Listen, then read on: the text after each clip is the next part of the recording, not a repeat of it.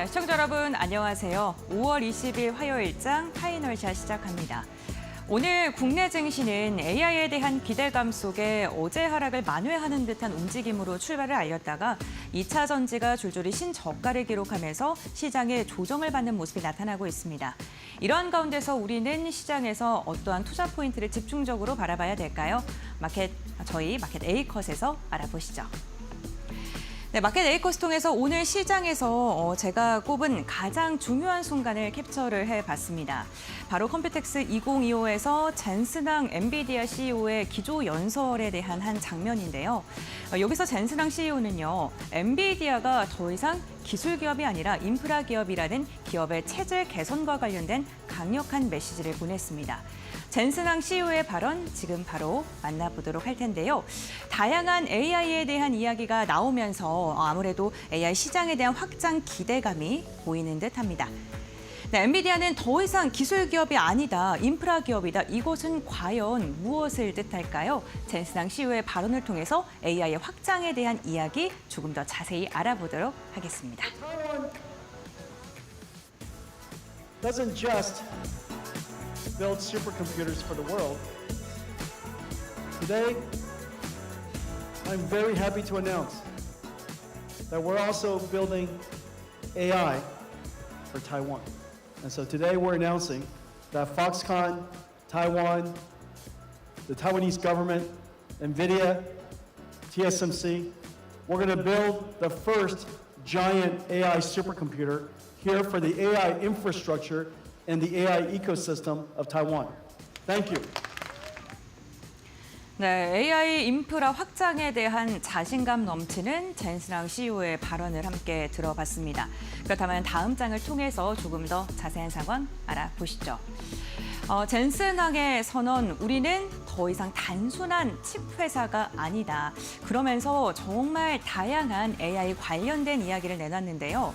AI가요, 우리가 일상생활을 살면서 꼭 필요한 전기, 인터넷과 같은 국가 기반 시설이고 그 중심에는 엔비디아가 있다라고 표현을 한 것입니다. 우선 GB300 블랙일 칩을 활용해서 공장 구축에 대한 핵심 장비에 대한 기반을 마련하고요. 최대 조개 단위의 파라미터의 처리가 가능한 AI 워크스테이션 그리고 DGX 스테이션 등 개인과 기업용 AI 장비에 대한 이야기를 연이어했습니다. 이제는 AI가요, 기업을 넘어서 개인의 연구와 산업을 연구할 때 사용할 수 있는 그러한 핵심적인 연구 산업이다라고 이야기를 한 것이죠. 다음 장을 통해서 조금 더 자세히 알아보겠습니다. 그런데 방금 연설을 통해서, 영상을 통해서 저희가 봤던 것처럼 대만이 중심에 있는 것으로 확인되고 있습니다. AI 생태계 핵심 국가로 대만을 선정을 한 것인데요. TSMC는 폭스콘과 손을 잡고 AI 컴퓨터 공장을 대만에 구축하겠다라고 발표를 했고요. R&D 연구개발 신사옥인 컨스텔레이션을 타이베이 인근에 있는 베이토우 지역에 착공한다고 합니다. 이와 함께 엔비디아의 글로벌 인재 1,000명 이상을요, 대만에 집중적으로 배치한다라고 발표를 했습니다. 이에 대해서 대만 정부는 이제는 TSMC 보유국에 그치는 게 아니라 AI 패권국으로서의 진화다라고 호평을 했고요. 젠슨항 CEO 역시나 대만이 AI 로봇의 진원지로 발전했다라는 호평을 하기도 했습니다. 그렇다면 이 부분에서 우리는 의문을 남길 수밖에 없습니다. 왜 또 대만일까? 우리나라는 계속해서 왜 빠지는 것일까? 시장에서 우리나라가 AI 산업 경쟁력에서 뒤처진다라고 평가를 하고 있습니다. 우선 올해 상반기 젠슨항 CEO가요, 아시아 여러 국가를 방문을 했는데요. 중국과 일본, 대만, 그리고 중국과 대만을 또 갔습니다. 우리나라 이름은 빠져 있습니다. 올해 들어서 젠슨항 CEO는요, 단 한 번도 우리나라에 들어오지 않았습니다. 지금 세계에서는요, 우리나라에 대해서 설계와 패키징 그리고 서버가 없기 때문에 HBM만 빼고는 별 볼 일이 없다라는 평가를 하고 있습니다. 글로벌 인재 경쟁력 순위에 대해서 저희가 그래프로 조금 정리를 해봤는데 대만이 18위고요. 우리나라가 26위입니다. 그 아래에 중국과 일본이 있다는 것은 조금은 안심할 만한 상황입니다만 만약에 아시아 국가에 투자를 하게 됐을 때 굳이 우리나라를 선택할 그런 매력이 떨어진다는 거겠죠. 여기와 더해서 민간 투자액이요, 우리나라는 두 자릿대 순위로 좀 밀려있는 상황이고요. 지난해만 봤을 때 우리나라가 AI 투자에 13억 달러가량을 투자했다면 대만은 3년간 매해 12억 달러의 투자안을 발표하기도 했습니다. 정부의 투자가 부족한데 민관 협력이 미흡하다는 게 최대 단점으로 꼽히고 있기도 합니다. 대만은 현재 사람 그리고 인프라, 돈까지 많이 갖추고 있는 그러한 국가로 평가를 받고 있는데요. 실제로 파운드리와 반도체 설계, 패키징 1위가 대만과 연관이 있는 기업들이 이름을 올리고 있기도 합니다. 다음 장 보시죠. 우리나라 반도체 기업을 대표하는 삼성전자와 SK의 전략 그리고 현재 시장의 평가는 어떨까요? 삼성전자에 대한 저점 매력 부각도는 많이들 들으셨을 겁니다. 중국과 미국의 관세 완화에 대한 기대감이 삼성전자의 주가를 부양하고 있고요. 글로벌 수출 경쟁력에 대한 회복 가능성에 대한 긍정적인 평가를 받고 있습니다. 특히나 제가 최근 주목했던 게 8년 만에 삼성전자가 조금은 공격적인 R&D라던가 아니면 인수합병에 대한 이야기를 지속적으로 하고 있다는 겁니다. 대표적으로 플렉트그룹과 마시모를 인수하면서 인수합병을 점점 확대하고 있고 이게 결국에는 AI 생태계의 수직 계열화를 위한 선제적인 투자다라는 그런 분석이 나오고 있습니다. 이와 함께 가전과 B2B 사업의 포트폴리오를 강화를 하고 있는데요. 다만 아직도 HBM이 지금 발목을 붙잡고 있는 상황이죠. HBM3 그리고 HBM4에 대한 공급 시기가 과연 언제로 결정날지 의문이 남겨져 있기 때문에 삼성전자는 시원한 반등은 나오지 않고 있습니다. 반면 SK 하이닉스는요, HBM 부분에 대해서는요, 세계 1위 자리를 돋보이 하고 있는데요. 시장 점유율이 68%를 갖고 있으면서 독보적인 업계 1위고요. HBM3E에 대한 12단 공급에 대한 점유율이 압도적인 상황입니다. 여기에 HBM4 조기 양산에 대한 기대감을 갖고 있기 때문에 시장 점유율을 선도하고 있고 엔비디아와의 협업 관계가 계속해서 밀착 관계로 지속되고 있다는 것은 긍정적입니다. 다만 삼성전자나 다른 경쟁자가 HBM4에 대한 허락을 받게 된다면 SK 하이닉스의 경쟁력은 다소 좀 줄어들 수 있겠죠. 이렇게 대형주들의 흐름을 함께 확인을 해봤고요. 우리가 그렇다면 2차, 3차 수혜주로 주목받는 기업들은 어떤 게 있는지 살펴보겠습니다. 그렇다면 엔비디아가 한국에 오지 않는 그 패싱이라는 이야기까지 듣는데 모든 기업들이 조금 소외를 받는 걸까요? 그건 아닙니다. 엔비디아가 HBM4부터 고객 맞춤형 패키지 전략에 대한 본격화를 선언했는데요. 그렇기 때문에 시장은 패키징 그리고 후공정 관련된 기업을 집중해야 된다라는 이야기를 하고 있습니다. 그 가운데서 엔비디아 밀착 관계를 갖고 있는 SK 하이닉스와 연계되어 있는 국내 소부장 관련된 기업이면 더더욱 좋겠죠. 대표적인 종목들을 제가 좀 정리를 해봤는데요. 한미 반도체, 한화비전, 테스나, 아이엔스가 있습니다.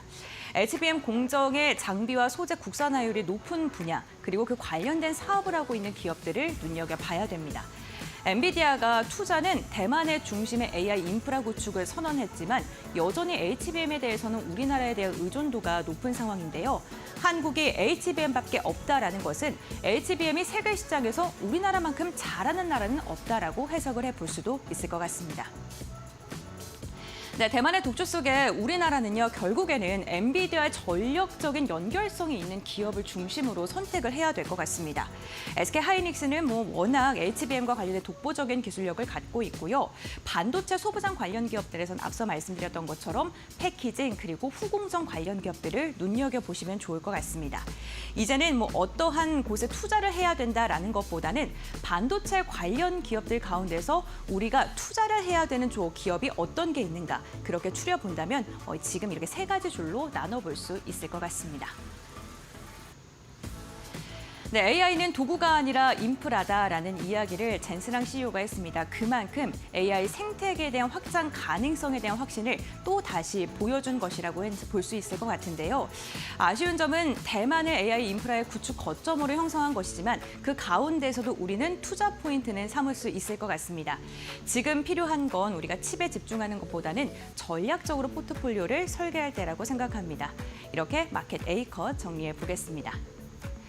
네, 지금 우리 시장 2시 10분 구간쯤을 지나가고 있는 상황입니다. 그렇다면 시장 상황은 어떻게 흘러가고 있을까요? 지금 바로 알아보시죠.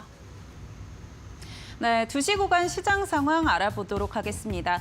먼저 코스피와 코스닥 오늘 빨간 불을 켜고는 있지만 이 상승 탄력이 강하지는 않은 모습입니다. 코스피 먼저 장중 흐름 살펴보도록 하겠습니다. 먼저 장 초반 이 코스피 같은 경우는 강한 상승 탄력을 그래도 받아갔던 모습이었는데요. 2620선까지 터치를 했었지만 이 상승 탄력이 조금 낮아지면서 2601선에서 움직임이 나왔었고요. 현재는 2605선에서 지금 움직임 나오고 있는 상황입니다.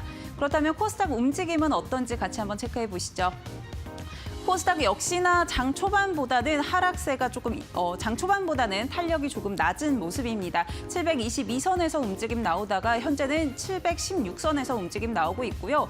코스피와 코스닥 모두 상승 탄력이 조금 약하다, 상방이 제한되어 있다라는 점 확인해 보실 수 있을 것 같습니다.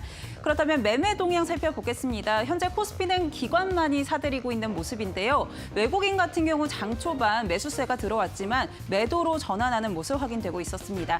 기관 같은 경우 402억 원 담아내고 있고 개인 역시나 팔아내면서 오늘 지수의 상방 압력이 상방에 제한된 모습들 확인이 되고 있습니다.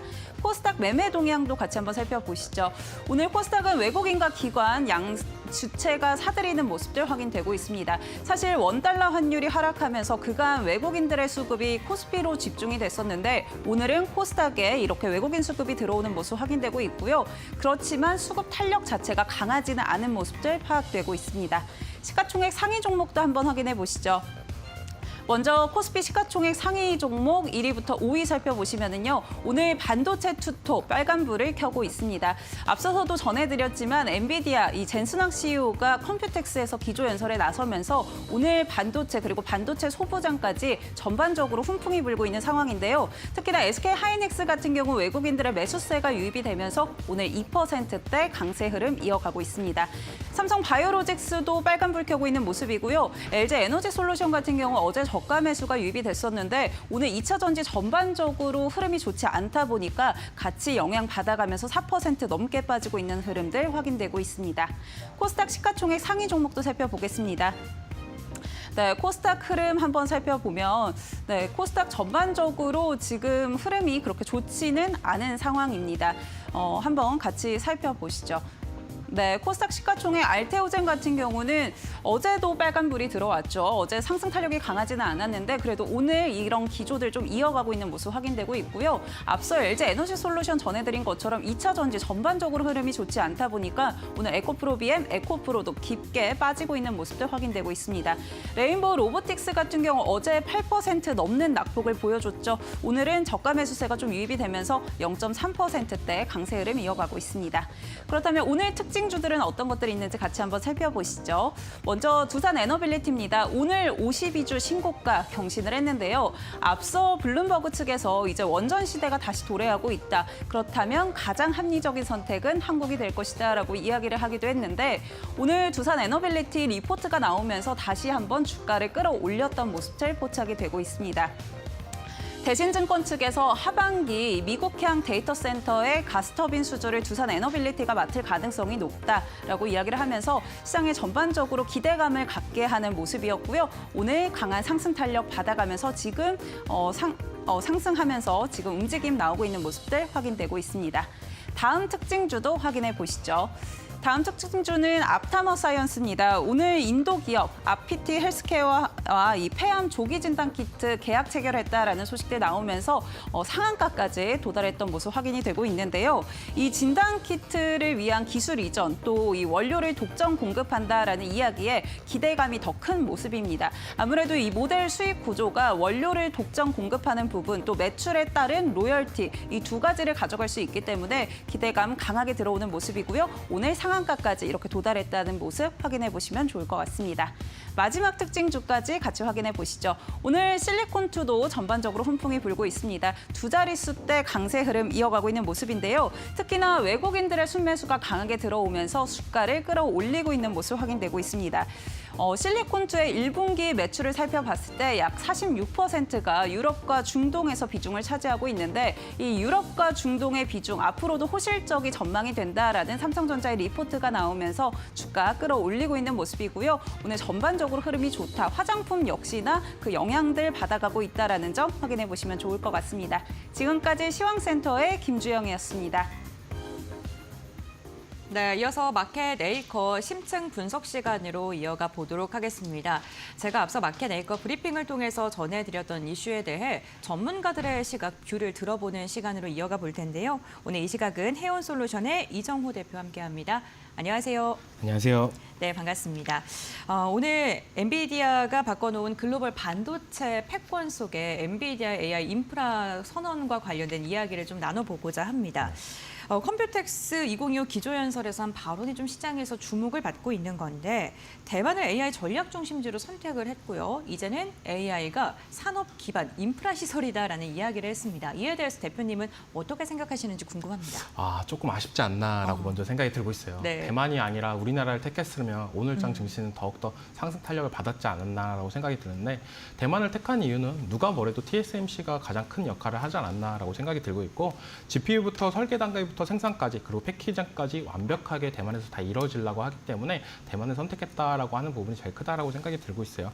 그런 부분에 있어서 왜 우리나라가 좀 안 됐다라는 것보다는 대만에 집중적으로 됐으니까 그래도 어느 정도 안도의 한숨은 날 수 있지 않나라고 생각이 들고 있고 그런 부분이 뭐냐 차라리 일본으로 갔으면 더 어려워질 수도 있었다라고 저는 생각이 들고 있는 부분이 일본으로 갔을 경우에는 장비 수혜나 이런 부분이 더욱더 안 될 경우가 있었는데 대만으로 갈 경우에 우리나라가 수혜 기업들이 더욱더 많아질 가능성도 있기 때문에 어떻게 본다면 장 초반에 삼성전자나 SK하이닉스가 강세를 보였던 이유도 그런 부분이 되지 않을까라고 생각이 들고 있고 그 대만으로 쪼고 갔던 이유는 또 어떻게 보면 AI, GPU 이쪽만 있는 게 아니다라고 생각하는 부분이 로봇까지도 검토를 했던 부분이 있다라고 저는 생각이 들고 있어요. 그런 부분이 복합적으로 맞아떨어지면서 이제는 어떻게 보면 대만에 집중적으로 값싼 인력을 어떻게 보면 자주 쓰기 위해서 AI뿐만 아니라 로봇까지도 다 복합적으로 하기 위해서 대만으로 옮겼다라고 저는 보여지고 있습니다. 그 대만에 대해서 뭐 로봇까지도 확장해서 생각했기 때문에 그렇다라고 이야기를 해주셨고요. 아무래도 인건비 자체가 대만이 훨씬 더 저렴하다는 부분도 좀 선택을 하는데 영향을 줬을 것 같다라고 이야기를 해주셨습니다. 지금 언론에서는요, 젠슨 왕의 지금 머리에 삼성이라던가 뭐 SK하이닉스 그러니까 한국은 없다라는 뭐 그러한 뭐 헤드라인을 꼽을 정도로 우리나라 언론에서 평가를 하고 있기도 하거든요.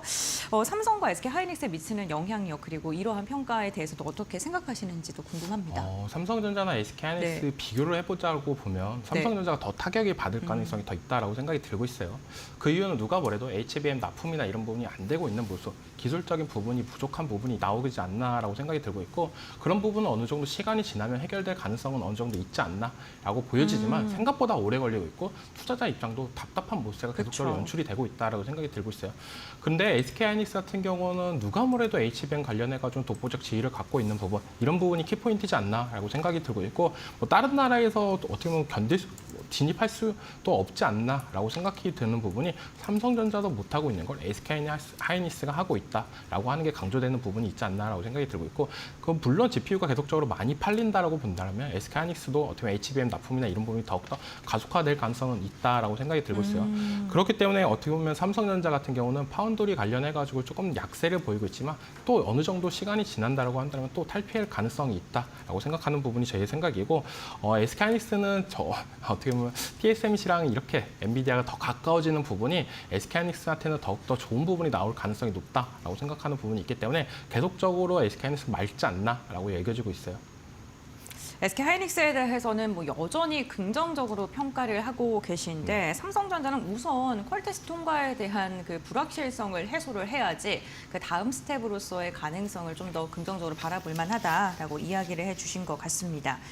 그렇다면 우리 시장에 소부장 관련 기업들에게는 어떠한 영향력을 미칠지도 당연히 여쭤볼 수밖에 없을 것 같은데요. 소부장 관련 기업들을 바라볼 때는 어떻게 바라봐야 될까요? 소부장 관련 기업들을 바라볼 때도 긍정적이지 않나라고 생각이 들고 네. 있는데 지금 오늘 장 초반에 비해서 지금 어떻게 상승률이 좀 둔화되는 모습이 좀 맞습니다. 안타깝지 않나라고 생각이 들고 있고 장 초반에 힌트는 다 나왔다라고 생각이 들고 있어요. 삼성전자보다 SK하이닉스가 더 강세를 보였던 이유는 어떻게 엔비디아 호재를 제대로 받을 수 있는 부분이 SK하이닉스였지 않나라고 생각이 드는 부분도 있고 그렇다라고 본다면 소부장 관련 기업들을 어느 종목들을 봐야 되냐라고 본다면 HBM 관련 SK하이닉스 밸류체인 관련 종목들을 집중적으로 보시는 게 좋지 않나라고 생각이 들고 있고 그런 부분에 있어서 더욱더 확증될 가능성은 있습니다. 그리고 이번에 나왔던 호재나 이런 부분을 본다면 어떻게 보면 엔비디아 입장에서는 미국에도 공장을 증설하고 있고 미국에도 증설을 하고 있는데 여기에 엎친 데 덮친 격으로 대만까지도 하는 모세가 나왔다는 거는 이 HBM 수요나 AI 그리고 더 떠나서 로봇 시대까지도 더 넘볼 수 있는 부분이 있기 때문에 저는 어떻게 본다면 우리나라 소부장 기업들은 계속적으로 일이 많아질 가능성도 있지 않나라고 생각이 들고 있고 그런 부분에 있어서 삼성전자는 조금 더 아쉬운 흐름이 나오겠지만 전 중장기적 관점으로도 괜찮지 않을까라고 생각이 드는 부분이 어찌됐든 지금 나오고 있는 물량을 어느 정도 소화하기 위해서는 삼성전자의 힘도 어느 정도 필요할 수 있다라고 생각이 들고 있어요. 그리고 어떻게 보면 물리적 거리가 가까워지면 가까워질수록 삼성전자 같은 경우에도 기술력이나 이런 부분이 더욱더 올라갈 가능성이 있기 때문에 지금의 조금 아쉬웠던 부분을 나중에 만회할 가능성도 있기 때문에 삼성전자도 지금 들어가야지 말아야지 이런 관점보다는 계속적으로 지켜보는 관점. 그리고 SK하이닉스 같은 경우는 너무너무 지금도 매력적인 가격대다라고 생각이 들고 있습니다. 네, 알겠습니다. 그렇다면 지금의 가격대가 매력적이다라고 평가를 하는 건 앞으로 추가 상승의 가능성을 열어두셨기 때문에 그렇게 언급을 해주신 것 같은데 양사의 가능성 어느 정도까지 좀 바라보고 계신 거예요? SK하이닉스 같은 경우는 네. 정말 20만 원 밑에서는 너무 좋은 가격이다라고 계속적으로 말했던 네. 부분이 있었는데요. 이제 20만 원까지도 돌파하는 모습도 나왔고 이제는 목표가를 어디만큼 잡고 가야 되냐라고 본다라면 저는 25만 원까지 좀 길게 보고 가자. SK하이닉스 같은 경우는 계속적으로 변동성은 어느 정도 만들겠지만 지금 1분기 실적 발표로도 계속적인 긍정적인 모습도 나왔고 엔비디아가 또 사우디에서 계속적인 물량 수주나 이런 부분이 나왔던 부분 그걸 토대로 이제 대만까지도 확장하는 부분도 있기 때문에 당분간 HBM 수요는 더 늘어날 가능성이 있다라고 생각이 들고 있고 제일 불확실했던 부분이 GPU가 이제는 수요가 줄어드는 거 아니야? 이런 불확실성이 제일 컸던 부분이 있었습니다. 그런 부분을 어떻게 보면 이번에 사우디 수주나 이런 부분으로 다 해결이 됐다라고 생각하는 부분이 제일 크기 때문에 HBM 관련해가지고 불안 요소는 이제는 다들 꺾였지 않았나라고 생각이 들기 때문에 SK하이닉스는 지금 가격대도 매력적이다. 하지만 이렇게 호재가 있을 때 들어가시는 것보다는 약간의 조정세가 들어왔을 때 들어가는 게 좋지 않나라고 말씀해드리고 20만 원 밑에는 한 번 더 줄 것 같다는 생각이 들고 있어요. 그렇기 때문에 20만 원을 지지해 주는 것도 좋겠지만 20만 원이 깨졌다가 다시 한번 반등이 나올 때 20만 원을 다시 한번 안 차게 될 때 그때 신규 매수 관점으로는 들어가셔도 충분하지 않나라고 생각이 들고 있고 그리고 SK하이닉스를 말씀드렸는데 삼성전자는 지금 좀 아쉬운 흐름이 계속적으로 나오고 있지 않나라고 생각이 드는 부분이 6만 원을 계속적으로 못 올라가고 있습니다. SK하이닉스 가격대로 보자면 20만 원 밑이 어떻게 보면 삼성전자 6만 원 비슷한 가격대다라고 여겨지고 있는데 삼성전자는 그런 흐름이 보여주고 있어요. 그래도 얼마 전까지만 해도 계속적으로 좋은 뉴스가 나왔던 부분은 레거시 관련해가지고 이제는 어느 정도 물량 소화나 가격적으로 올라갈 가능성이 있다라고 하는 부분이 있는데 그런 부분이 이제 2분기부터 반영을 한다는 부분이 있었어요. 그렇기 때문에 아직 1분기 실적 발표했고 2분기 실적 발표를 좀 더 눈여겨볼 필요는 있다라고 생각하는 부분이 있기 때문에 삼성전자 같은 경우는 어떻게 본다면 6만 원 밑에서 좀 모아가자. 나중에 6만 원 이상부터 또 살려고 한다면 부담감이 또 생길 가능성이 있기 때문에 저는 5만 5천 원 이하부터는 좀 매력적이지 않나라고 생각이 들고 있고 오늘 장에서 조금 5만 6천 원, 5만 7천 원 이 사이에서 왔다 갔다 하는 모세가 나오고 있지만 저는 조금 장기적인 관점으로 장기적으로 보려고 하면 좀 싸게 들어가야 더 편하다고 저는 생각이 들고 있어요. 그렇죠. 네. 비싸게 들어가서 오랫동안 투자하시는 것보다는 싸게 들어가서 들어가시는 게 괜찮다라고 생각이 들고 있기 때문에 5만 5천 원 이하에선 삼성전자도 충분히 매력 포인트다라고 생각이 들고 있습니다. 삼성전자에 대한 리포트를 이렇게 쭉 보다 보면요. 결국에는 아직은 불확실성이 있고 중장기적으로는 매력적이다라는 이야기가 진짜 많긴 하거든요. 그렇다면 제가 궁금한 건 중장기적이라는 게 얼마만큼의 시기를 좀 가늠을 해야 되는 건지 투자자 입장에서는 좀 너무 답답한 시간이 오래됐기 때문에 그 부분은 어떻게 보세요? 네, 맞습니다. 답답한 부분이 뭐냐면은 HBM을 납품을 하냐 마냐 이게 제일 답답한 부분인데 그러니까요. 그거는 어떻게 보면 시간이 해결해 준다라고 저는 생각이 들고 있어요. 우선 기술적이나 이런 부분이 조금 SK하이닉스보다 아쉬운 부분이 있겠지만 그런 부분이 어떻게 보면 삼성전자라는 어떻게 보면 반도체 굴지의 반도체 기업이기 때문에 시간만 지난다면 이것도 어느 정도 해결할 수 있다. 그렇게 본다라고 보면은 레거시 쪽도 탄탄하게 올라가는 부분도 있고 HBM도 납품하는 액션까지도 나온다라고 한다면 SK하이닉스와 삼성전자가 어느 정도 키 맞추기가 될 가능성이 있기 때문에 단기적인 관점보다는 중장기적으로 보자. 왜냐? 이게 언제 성공할지 모르기 때문에 그 불확실성 때문에 좀 길게 보자라고 말씀을 해드리는 부분이 제일 크다라고 생각이 들고 있어요. 그렇기 때문에 저 또한 어떻게 본다면 이게 바로 내일 납품을 했다라고 뉴스가 나온다고 한다면 긍정적으로 작용할 수 있는 부분도 있기 때문에 삼성전자를 투자하시는 분들은 조금 되게 힘든 부분이 나온다라고 저는 생각이 있습니다. SK하이닉스는 잘 가는데 이젠 삼성전자는 좀 저무는 태양이 아닌가. 라는 생각도 들고 있고 그렇다라고 본다면 어떻게 보면 삼성전자를 팔고 SK하이닉스를 갈아타야 되냐 이것 또한 악수가 될 수 있는 부분이기 때문에 두 종목을 어느 정도 비중을 조절하면서 반도체 섹터를 모아가는 전략이 맞지 한쪽으로만 치우친다라고 본다면 좀 재미없는 흐름도 나올 가능성은 있다라고 생각이 드는 부분이 작년까지만 해도 SK하이닉스에 좀 집중을 하자 이렇게 얘기를 네. 해드렸던 분들이 많을 거예요. 맞아요. 하지만 이번 연도 들어와서는 이제는 시간도 어느 정도 지났기 때문에 삼성전자도 보여줄 수 있는 모습세가 나온다라고 하는 부분이 있기 때문에 두 종목에 대해서 비중을 어느 정도 조절하면서 가는 방법이 맞지 않나라고 생각이 들고 있습니다. 네, 알겠습니다. 저희가 삼성과 SK하이닉스를 중심으로 해서 투자 전략에 대한 이야기를 나눠봤고 그렇다면 국내 개인 투자분들께서 반도체 관련 기업들을 바라봤을 때 어떻게 전략을 잡고 접근해야 될지도 궁금합니다. 이에 대해서도 말씀 부탁드릴게요. 네, 국내 투자자분들은 AI 관련해가지고 네. 반도체만 집중적으로 보시는 분들이 많다라고 생각이 들고 있어요. 그거에 따라도 전 반은 정답이지만 반은 오답이 될 가능성도 있다라고 네. 생각이 드는 부분이 왜냐면은 반도체 관련해가지고 뭐 레거시에 집중된 회사들 아니면 HBM에 집중된 회사들 뭐 유리기판, 뭐 CXL 이런 쪽으로도 많이 있다라고 생각이 들고 있는데 지금 시장에서는 어떻게 본다라면은 HBM 관련 종목들이 잘 가고 있다라고 저는 생각이 들고 있고 그 중심에서 SK하이닉스가 어느 정도 페이스메이커를 하면서 올라가지고 있는 모습도 나오고 있지만 다른 레거시 관련 종목들은 좀 약세인 모습도 나오고 있습니다. 그렇기 때문에 반도체 쪽으로 집중적으로 투자하는 것보다는 저는 어떻게 보면 전력기기 쪽도 괜찮은 대안이 될 가능성이 있다라고 생각이 들고 있어요. 물론 반도체 쪽, 난 반도체 쪽으로 무조건 수익을 나야 돼라고 보신다라면은 저는 그것보다는 AI 큰 틀로 보자. AI 큰 틀로 봤을 때는 반도체도 좋지만 전력기기 관련 섹터들도 계속적으로 실적이 우상향을 하는 모습세, 그리고 데이터 센터 관련해가지고 불안했던 모습세나 이런 부분이 어느 정도 해소가 된다라고 생각이 들고 있는 부분이 이번 연도 초만 들어도 미국의 빅테크 기업들에서 데이터 센터 관련해서 축소나 이런 부분이 되게 많이 나왔었던 모습세가 있었는데 그런 부분 때문에 엔비디아가 많이 악세를 보였던 부분이 있었습니다. 하지만 미국의 빅테크들이 주춤할 때 사우디에서는 GPU나 이런 부분이 계속적으로 수주 모멘텀이 나와주고 있고 그걸 토대로 데이터 센터는 더욱더 늘어날 가능성이 있기 때문에 전력기기 관련 섹터들도 지금 봐줘야 되지 않나라고 생각이 들고 있고 반도체 쪽은 HBM 쪽이 너무너무 좋다. 하지만 저가권이 올 경우에는 유리기판이나 CXL 쪽은 어느 정도 큰 상승세가 한 번씩 나와주는 모습도 나오기 때문에 그 종목들은 좀 저가권이 왔을 때는 좀 모아가는 모습세가 좋지 않나라고 생각이 들고 있습니다. 네, 알겠습니다. AI 시장이 확장되게 된다면 당연히 데이터 센터의 건립도 더 많아질 수밖에 없고 그렇게 됐을 때 전력 기기라든가 전선 관련 기업들의 수요도 증가할 수밖에 없다라고 이야기해 주시면서 관련된 기업들을 눈여겨보는 것도 좋겠다라고 말씀을 해주셨고요. 반도체 그 안에서도 제가 말씀드렸던 것처럼 반도체에 투자하는 것보다는 어떠한 기업에 투자하는 게 무엇보다 중요한데 그렇게 봤을 때 레거시가 조금 주춤하는 경향이 있기 때문에 HBM 관련된 기업 그리고 CXL이라든가 유리기판 관련된 미래지향적인 기술을 갖고 있는 기업들이 조금 조정을 받을 때 눈여겨보면 좋겠다라고 투자 포인트 잡아주셨으니까요. 참고해 보시면 좋을 것 같습니다. 오늘 해운솔루션 이정호 대표와 함께 반도체 관련된 이야기 집중적으로 나눠봤습니다. 오늘 말씀 여기까지 듣겠습니다. 고맙습니다.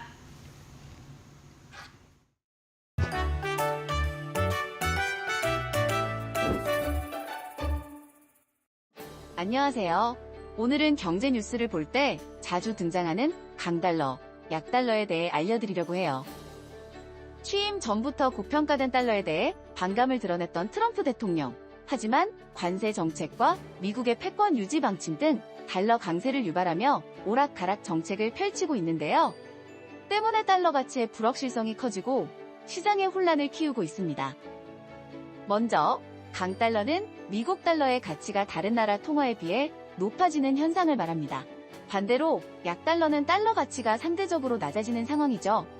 이 두 가지는 단순한 환율의 변화가 아니라 세계 경제는 물론 우리 삶에도 큰 영향을 주는 아주 중요한 지표입니다. 달러가 강세일 경우 미국은 수입 상품의 가격이 저렴해져서 미국 소비자에게 유리하지만 미국 기업이 해외에 물건을 팔 때는 가격 경쟁력이 떨어집니다. 우리나라의 경우 원자재를 포함해 수입되는 물건들의 가격이 오르기 때문에 물가 상승 압력도 커지게 됩니다. 또 외화 부채를 상환해야 할 경우에도 부담이 커지게 되는 거죠. 반대로 약달러의 경우에 미국 제품이 해외에 싸게 공급되는 건데요. 따라서 미국의 입장에서는 수출이 늘게 되고 무역 적자를 줄이는데 도움이 됩니다. 트럼프 대통령이 미국 내 제조업을 살리고 무역 적자를 줄이기 위해 약달러 정책을 선호한다고 말한 것이 바로 이런 맥락 때문입니다. 그렇다면 달러 가치가 실제로 얼마나 강한지 혹은 약한지를 어떻게 알 수 있을까요?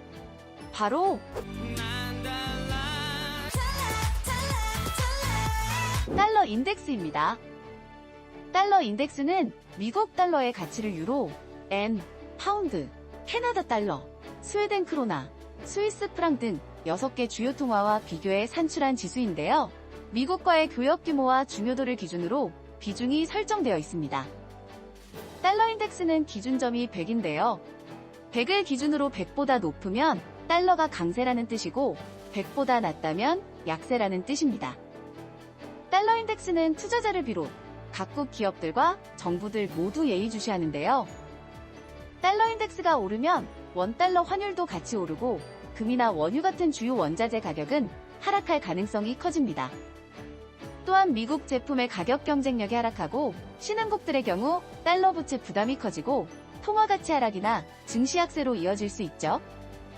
그래서 투자자를 비롯해 다양한 경제 주체들이 이 지수를 예의주시하고 있습니다. 강달러, 약달러, 그리고 달러 인덱스까지 이해가 되셨나요? 내일은 더 달라진 모습으로 찾아올게요. 행복한 하루 되세요.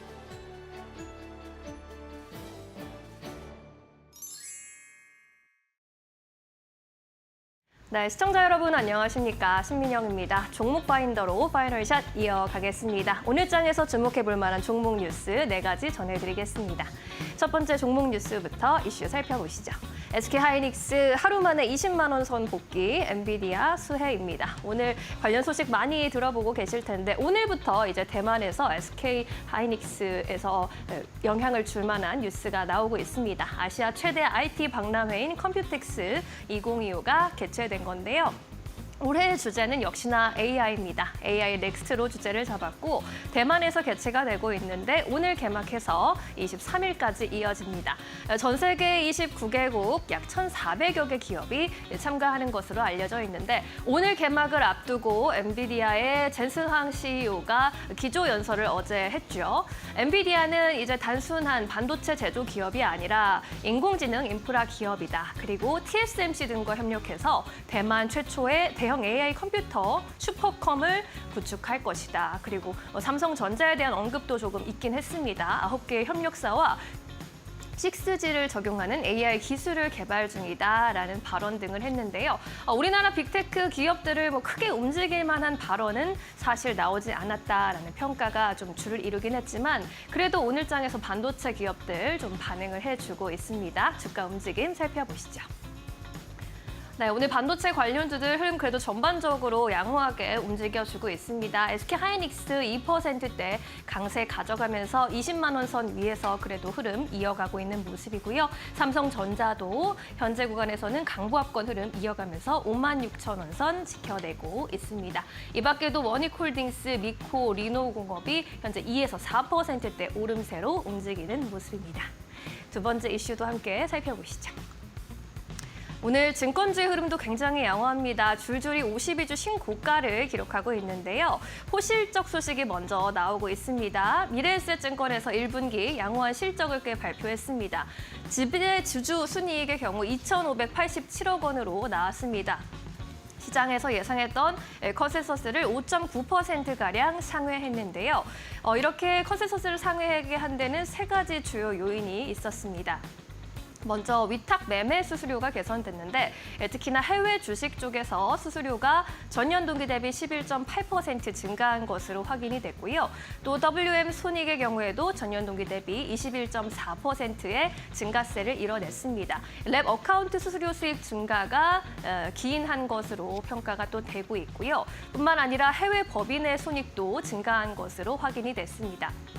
이번에 세전이익이 1,196억 원으로 잡혔는데 여기에 혁신기업 투자평가이익 500억 원이 반영된 것으로 보이고요. 이에 따라 또 증권가에서는 향후 실적 관련 우려가 제한적으로 보인다라는 판단 내놓고 있습니다. 여기에 자사주 매입 소식까지 겹 호재로 나타나고 있습니다. 미래에셋 캐피탈 쪽에서 1,000억 원 규모의 보통주 장내 매수를 결정을 했습니다. 이에 따라서 또 유안타 증권에서는 매수가 끝나는 7월 30일 이후에 2,100억 원 수준의 자사주 매입 그리고 소각이 예상된다면서 하반기 역시 주가 하방은 견고할 것이다라는 평가를 내놨고요. 올해 전망에 대해서는 총주주 환원율이 약 40% 수준으로 배당 및 자사주 매입 비중도 5대5 수준이 될 것으로 나타나고 있습니다. 이에 따라 오늘 증권주들 전반적으로 분위기 굉장히 좋습니다.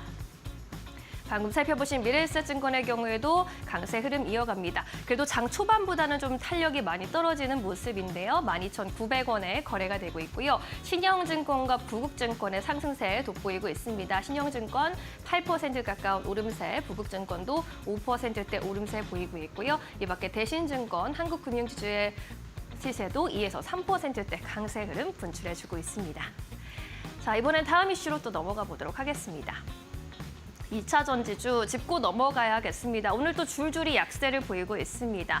샤오미에서 관련 소식이 또 나왔는데 테슬라의 주력 모델인 모델 Y에 좀 주력할 만한 그런 대항마가 될 만한 차량을 공개한다라고 예고를 했는데 어떤 차량인지는 아직 공개는 되지 않았습니다만 샤오미의 YU7입니다. 22일 공개가 될 것이라고 하고요.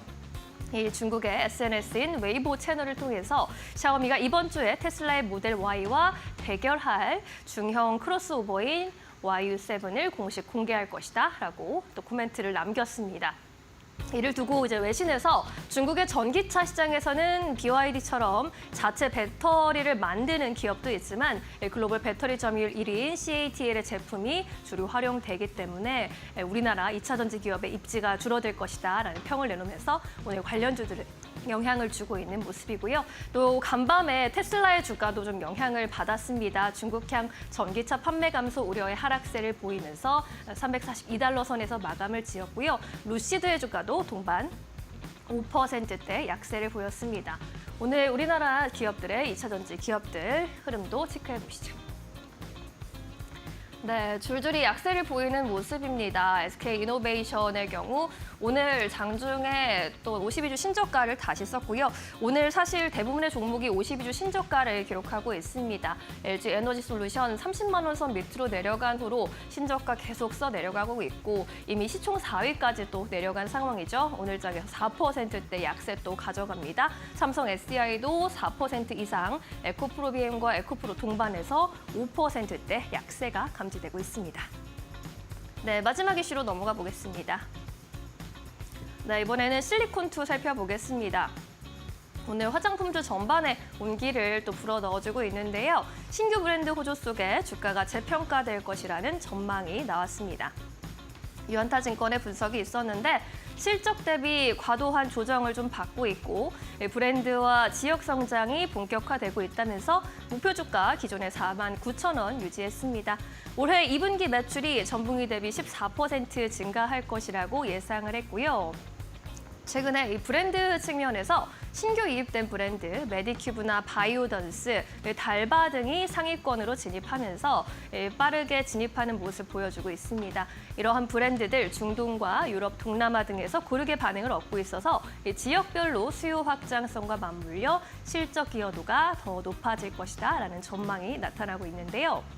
최근에 이 브랜드별 매출액을 좀 살펴보자면 주력 브랜드인 조선미녀의 경우 매출이 조금 줄어들긴 했지만 여전히 1위권을 유지해내고 있고요.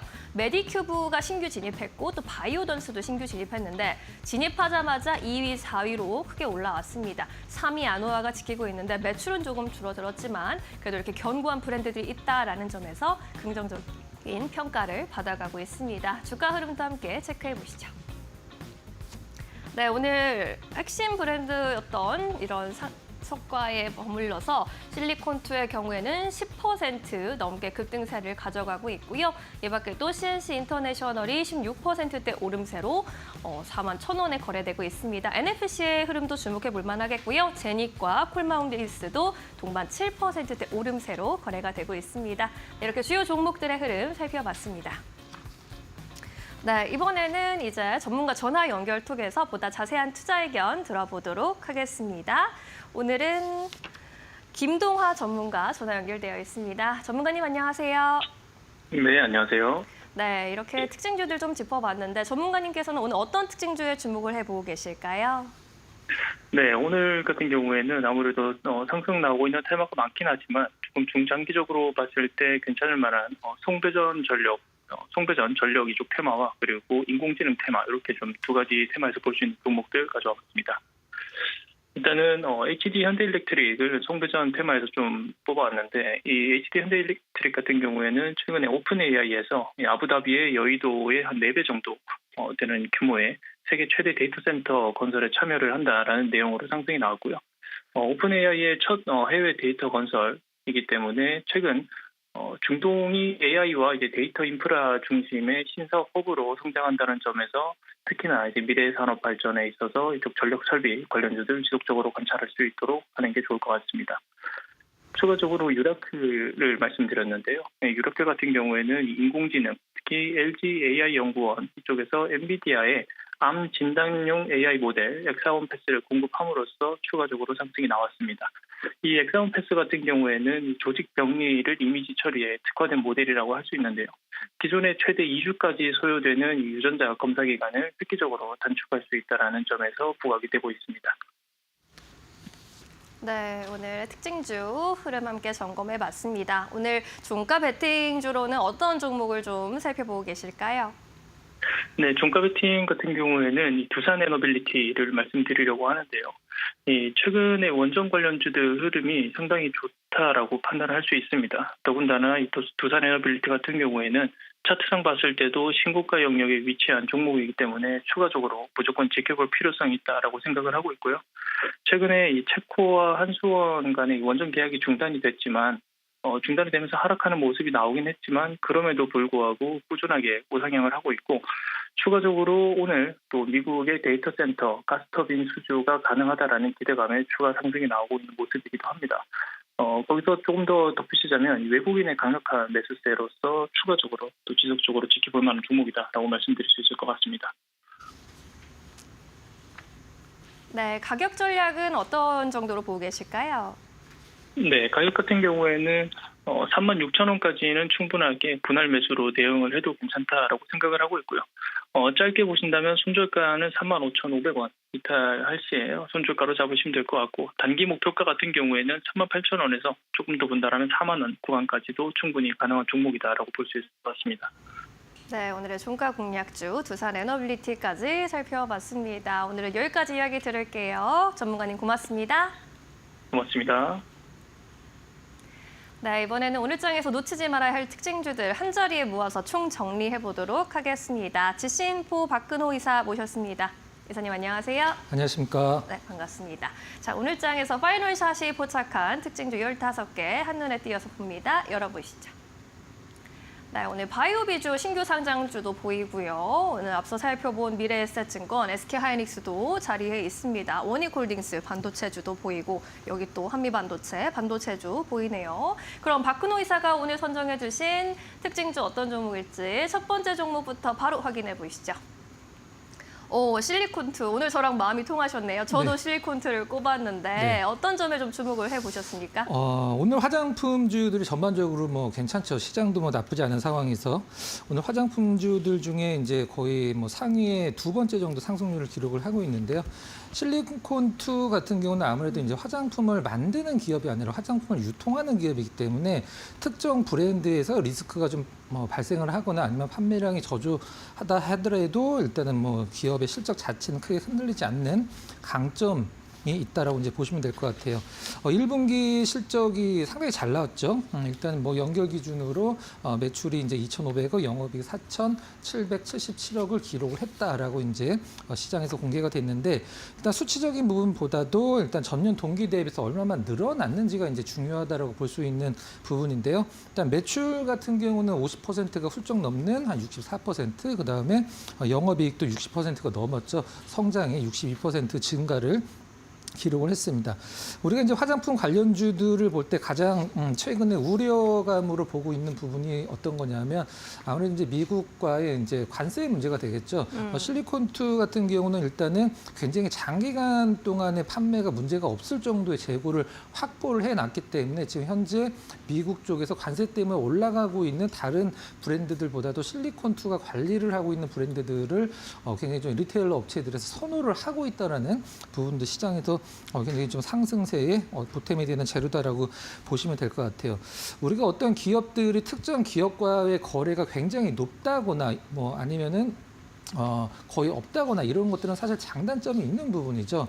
일단 특정 기업과의 거래가 높은 부분은 안정적인 매출처를 유지를 할 수 있다라는 장점은 있지만 실질적으로 고객사를 좀 다변화하기 힘든 부분들이 있는데, 이 실리콘투 같은 경우는 미국 말고도 이번에 중동이랑 유럽 쪽에서 굉장히 높은 성장을 기록한 게 이채롭다 이렇게 보시면 될 것 같습니다.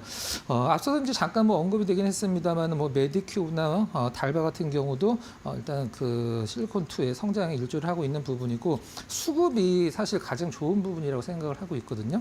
일단 말로 잠깐 설명을 드리면, 실리콘투 지금 수급이 외국인들이 지금 현재 그 5월달 들어서 굉장히 매수를 강화를 하고 있는데, 반대로 기관들은 5월달 들어서 좀 약간 매도로 살짝 꺾여 있는 상황이었다가 오늘 동시에 이제 매수 쪽으로 전환이 됐다라는 점이 가장 좀 긍정적인 부분이다. 다만 기술적인 분석상에서 작년서부터 45,000원을 계속적으로 뚫지 못하는 흐름이 나왔고, 5월 달에도 똑같은 흐름이 나왔었는데, 이번에 일단 수급만 계속적으로 연결이 된다라고 하면 45,000원 돌파 기대를 해보도록 하겠습니다. 알겠습니다. 실리콘투 수급 상황도 양호하게 되고 있고, 또 1분기 어닝 서프라이즈 기록하기도 했기 때문에 앞으로의 흐름도 기대해 보도록 하겠습니다. 자, 이제 그럼 두 번째로 포착해 주신 특징주 살펴볼까요? 어떤 종목일까요? 두산 에너빌리티. 앞서서 이 전문가님 전화 연결할 때 오늘 종가 베팅주로 골라주셨는데 두산 에너빌리티, 종가 베팅주로 볼 만한 종목이라고 동의하셨나요? 일단 뭐 종가 베팅도 베팅이지만 지금 시장에서 뭐 두산 에너빌리티를 안 갖고 계신 분들은 배가 아플 정도로 상승률이 너무 잘 나오고 이미 오르지 있어서, 않았나 싶기도 그렇죠. 한데. 모든 시장의 투자자들의 관심 집중될 수밖에 없는 종목이기 때문에 네. 이제 뭐 종목들이 겹칠 수밖에 좀 없는 것 같아요. 일단 앞서서도 뭐 잠깐 언급이 됐습니다만 다시 제가 한번 정리를 해드리도록 하겠습니다. 일단 뭐 원전 관련주로 워낙 유명한 종목이긴 합니다만, 최근에 이제 실적 기반으로 어떤 바로 연결이 될 수 있는 부분이 이제 발전소의 가스 터빈 부분이죠. 이 가스 터빈이 일단 미국은 실질적으로 이제 뭐 SMR이나 원전 얘기가 많이 나왔을 때 데이터 센터의 전력을 대비하기 위해서 SMR을 지어야 된다라고 얘기를 하고 있지만, 실질적으로 미국의 데이터 센터들은 미국 동부에서 남부로 연결되고 있는 그 LNG 시설들과 따라서 데이터 센터들이 지어지고 있거든요. 무슨 말이냐면 LNG 발전으로 데이터 센터에 전력을 공급을 하고 있다라고 이제 보시면 될 것 같은데, 그 LNG 발전소의 가스 터빈을 지금 현재 두산 에너빌리티의 가장 단기적인 어떤 상승 모멘텀으로 시장을 꽂고 있는데요. 좀 팩트를 좀 체크를 해보면, 일단 중서부에 일단 데이터 센터형 5기, 그 다음에 남부 데이터 센터형 3기의 가스 터빈을 어떤 수주 가능성이 있다라고 이제 시장은 밝히고 있는 상황이고요. 일단 뭐 체코 같은 경우는 지금 뭐 약간 노이즈가 나오긴 합니다만은, 되냐 안 되냐의 문제가 아니라 언제 되냐의 문제를 우리는 이걸 봐야 될 것 같아요. 그래서 뭐 시간이 해결해 줄 문제라고 생각을 하고 있고, 두산 에너빌리티가 올해서부터 연간 단위로 수주를 이제 매년 4조 원 정도를 수주를 할 수 있다라는 이제 분석 자료가 나온 적도 있는데, 이런 부분들은 상당히 좀 긍정적으로 볼 수 있는 부분이고요. 그 다음에 뭐 원전은 지금 뭐 전통적으로 여당이었던 쪽에서 많이 좀 밀었던 어떤 섹터긴 합니다만은, 이번에 이제 이재명 후보도 일단 뭐 데이터 센터가 많이 지어지려면 SMR도 어쩔 수 없이 따라와야 된다. 이런 부분들은 이제 정책적으로 많이 밝혔기 때문에 이런 부분들은 사실 두산 릴러빌리티의 주가에 큰 영향이라기보다는 어떤 그 어느 후보가 당선이 되더라도 어떤 정책적으로 리스크는 생기지 않을 것이다. 이런 식으로 이해를 하시면 될 것 같아요. 한번 수급 한번 좀 살펴보면 일단 외국인은 이제 계속적으로 순매수를 유지를 해 나가고 있는 상황이고요. 기관 같은 경우는 순매수 유지하다가 최근에 한 2거래일 정도 아주 소폭 순매도가 조금 나오고 있는 상황이다. 이렇게 정리를 하면 될 것 같습니다.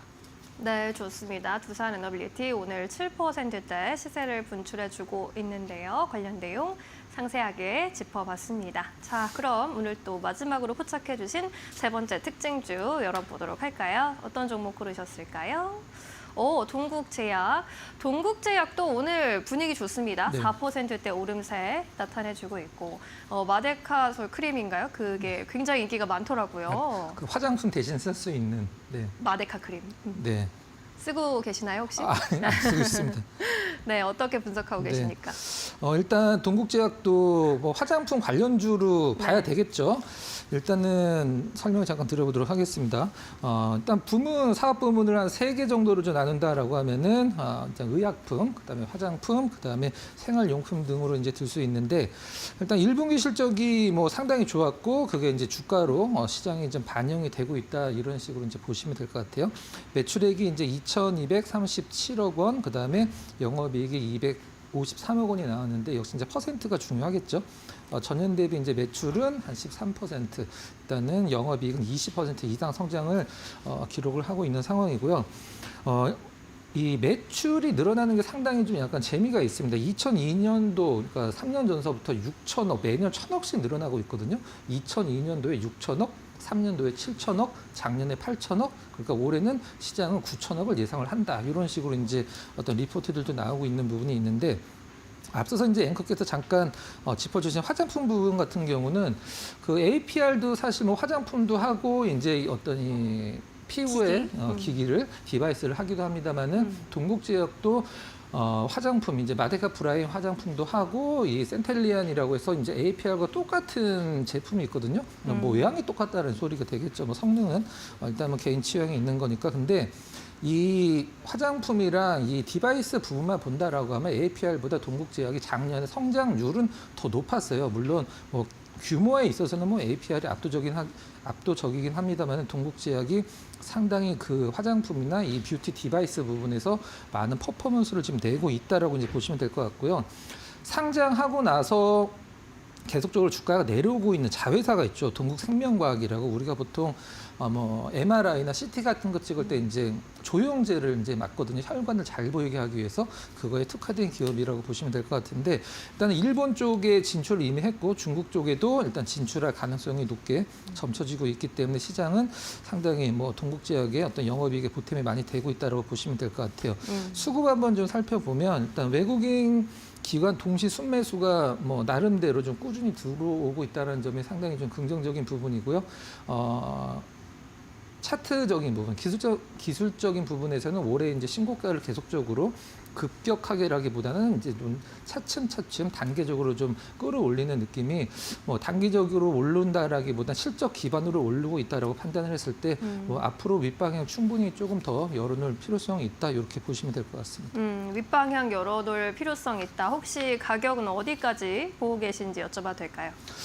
일단 동국제약이 그 매출이나 영업이익이 매년 1,000억씩 늘어나고 있는데 사실 주가만 본다라고 하면 지금 거의 만 2년째 떨어지고 있는 상황이거든요. 근데 이거 어떤 기업적인 문제라기보다는 시장에서 어떤 그 화장품 쪽으로의 모멘텀보다도 제약사 쪽으로의 모멘텀이 많이 좀 작용을 한 거라 볼 수 있어요. 그래서 이제 동국제약도 화장품의 어떤 밸류체인에 들어간다라고 하면은 시장의 평가는 좀 달라진다라고 생각을 하고 있고 네. 일단 최소 미니멈으로 제가 받았을 때는 한 지금 17,300원이니까 한 2만 원이면 좀 너무 단순하고 한 2만 1,000원 정도 한번 잡아보도록 하겠습니다. 2만 1,000원까지 바라본다라는 가격 전략까지 한번 짚어봤습니다. 요즘 더마 코스메틱이라고 해서 약을 기반으로 한 그런 화장품들이 또 인기를 끌고 있기 때문에 이 종목 눈여겨보셔도 좋을 것 같습니다. 자, 그럼 이렇게 특징주들 3가지 정리해 보겠고요. 이제 포착해 주신 오늘의 공략주로 넘어가 보도록 하겠습니다. 마지막으로 가장 중요하게 보고 계신 종목 공략주 어떤 종목 선택해 보셨을까요? 네, 유니드를 선택을 좀 했는데요. 아무래도 이제 화학주로 이제 케미칼 관련주로 많이 알려져 있다 보니까 이제 시장에서 어떤 원유의 가격을 신경을 쓰시는 분들도 계실 텐데 유니드는 우리나라에서 거의 유일하게 원유 가격과는 상관이 없는 어떤 화학 쪽 기업이라고 이제 보시면 될 것 같아요. 작년에 일단 24년도에 23년 대비해서 정말 엄청난 그 언의 서프라이즈를 보여줬는데 시장 때문일 수도 있고 아니면은 뭐 어떤 뭐 나름대로의 분위기가 좀 하반기에 너무 많이 처지다 보니까 주가 흐름이 너무 안 좋았어요. 근데 작년에 어떤 그 실적 상승이 주가에 반영되지 못했던 부분들이 지금 반영이 되고 있는 부분이라고 이제 생각을 하시면 될 것 같고 올해 이제 유니드가 작년보다도 한 40%에서 30% 정도 더 이제 매출과 영업이익이 늘어날 수밖에 없는 상황이라는 점을 염두에 둔다라고 하면 사실 많이 올라온 것 같지만 이제 막 올라가기 시작한 초기의 어떤 그 상승 흐름이라고 보시면 될 것 같아요. 이제 어떤 기업인지 잠깐 간단하게 브리핑을 좀 드려보도록 하겠습니다. 네. 탄산 칼륨을 가지고 이제 그 이제 염화 칼륨을 가지고 가성 칼륨 우리가 보통 수산화 칼륨이라고 하는 부분을 만드는 기업이죠. 수산화 칼륨이랑 이제 탄산 칼륨을 만드는 기업인데 OCI 계열사라고 보시면 될 것 같아요. OCI 이제 화학 부분 계열사인데 일단 이 유일하다라는 것은 사실 시장에서 상당히 많은 좀 프리미엄을 받을 수 있는 부분이거든요. 유니드 같은 경우는 이제 수산화 칼륨, 탄산 칼륨을 전 세계에서도 거의 가장 많이 만드는 탑티어 기업으로 이제 꼽히는데 우리나라에 뭐 전 세계 탑티어니까 당연히 우리나라에서 탑티어고 우리나라에서는 거의 유일하게 만드는 기업이라고 보시면 될 것 같아요.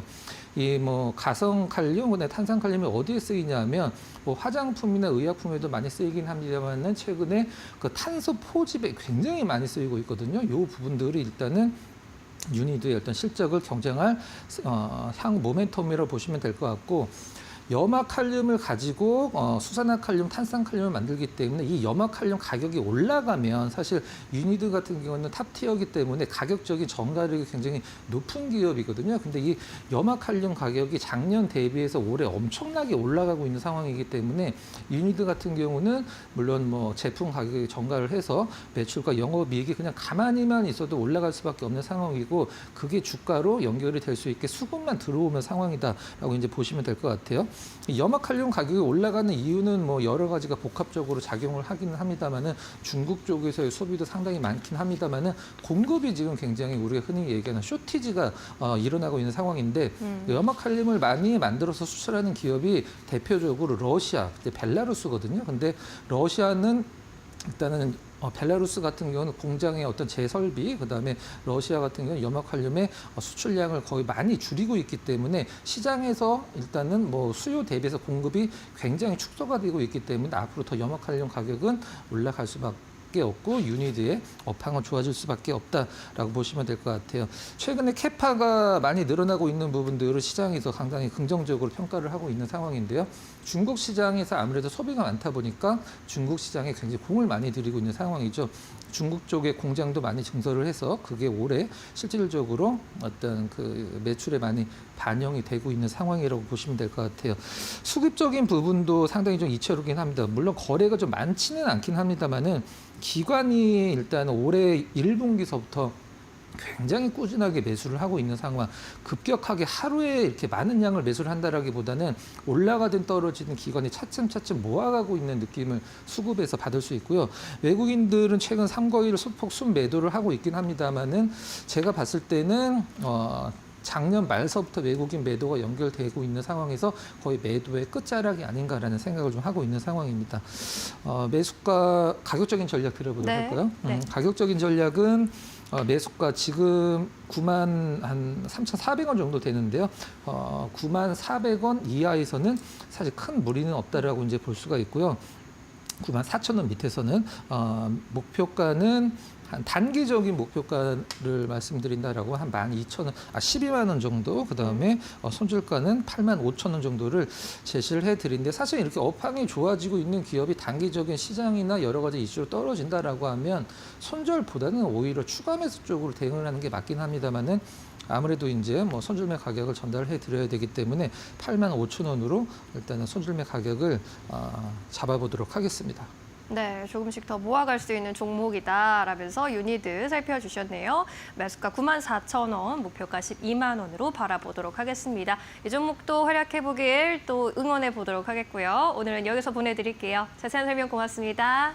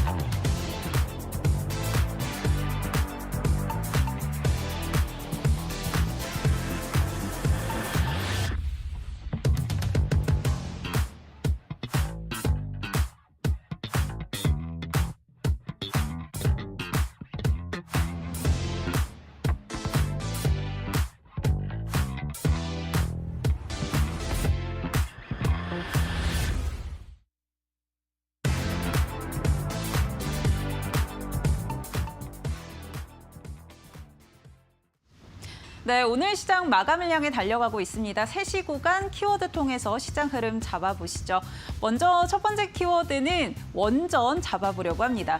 원전 이야기부터 한번 해보면요. 오늘 원전주들 전반적으로 훈풍이 강합니다. 우선 대신증권 측에서 두산 에너빌리티에 대한 언급이 나오면서 트리거가 됐던 이야기들 확인이 됐었고요. 또 최근 이 유럽의 탈원전 기조, 탈원전이라는 이야기가 나올 만큼 원전 국가로 회귀하는 모습들 보여주고 있습니다.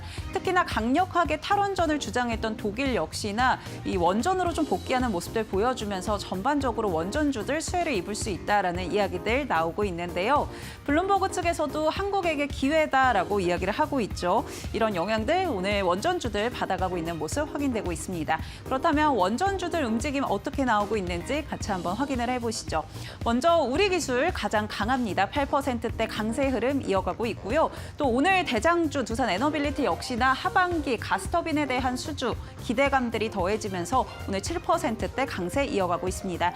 그 밖에 우진도 강하고요. 일진파워, BHI 같은 경우도 4%에서 6%대 강한 상승 탄력 받아가면서 오늘 원전주 전반적으로 훈풍이 불고 있구나라는 것들 확인해 보실 수가 있습니다.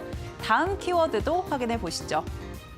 네, 역시나 데이터 센터 그리고 AI 이런 전력 수요에 대한 증가는 전선 그리고 전력 설비에도 영향을 줄 수 있을 텐데요. 두 번째 키워드는 이렇게 전선 한번 잡아보도록 하겠습니다. 사실 이런 기대감에 따라서 전선 관련한 수주 소식도 굉장히 많이 들려오고 있습니다. 오늘 효성중공업 측에서는 이 유럽발 수주 소식들이 좀 들려왔었는데요.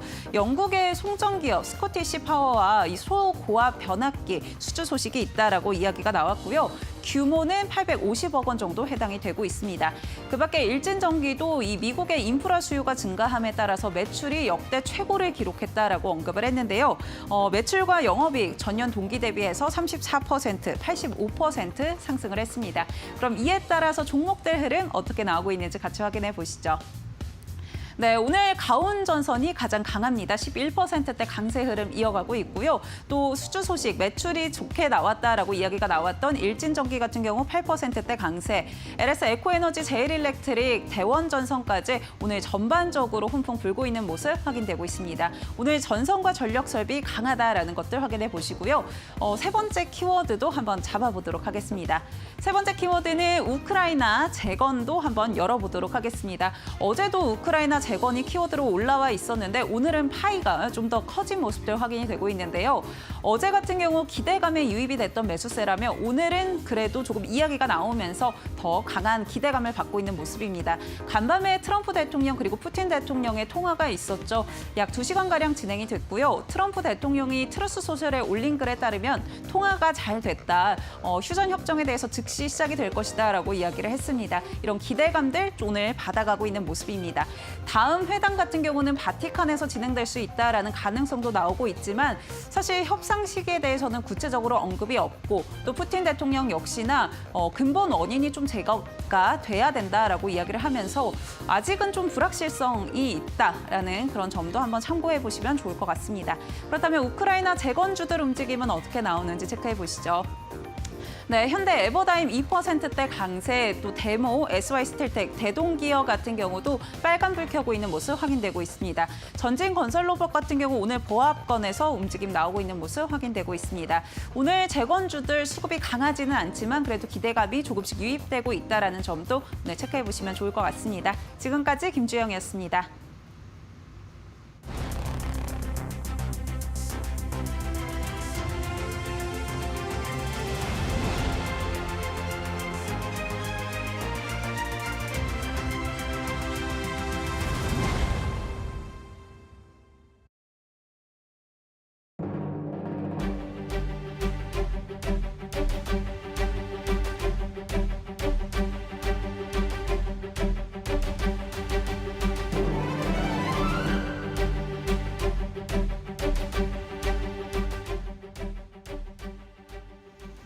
네, 김태훈의 업종 진단으로 이어가 보겠습니다. 오늘부터 매주 화요일에는요, 김태훈 파트너와 함께 산업에 대해서 깊이 있게 분석하는 시간으로 이야기를 진행해 보도록 하겠습니다.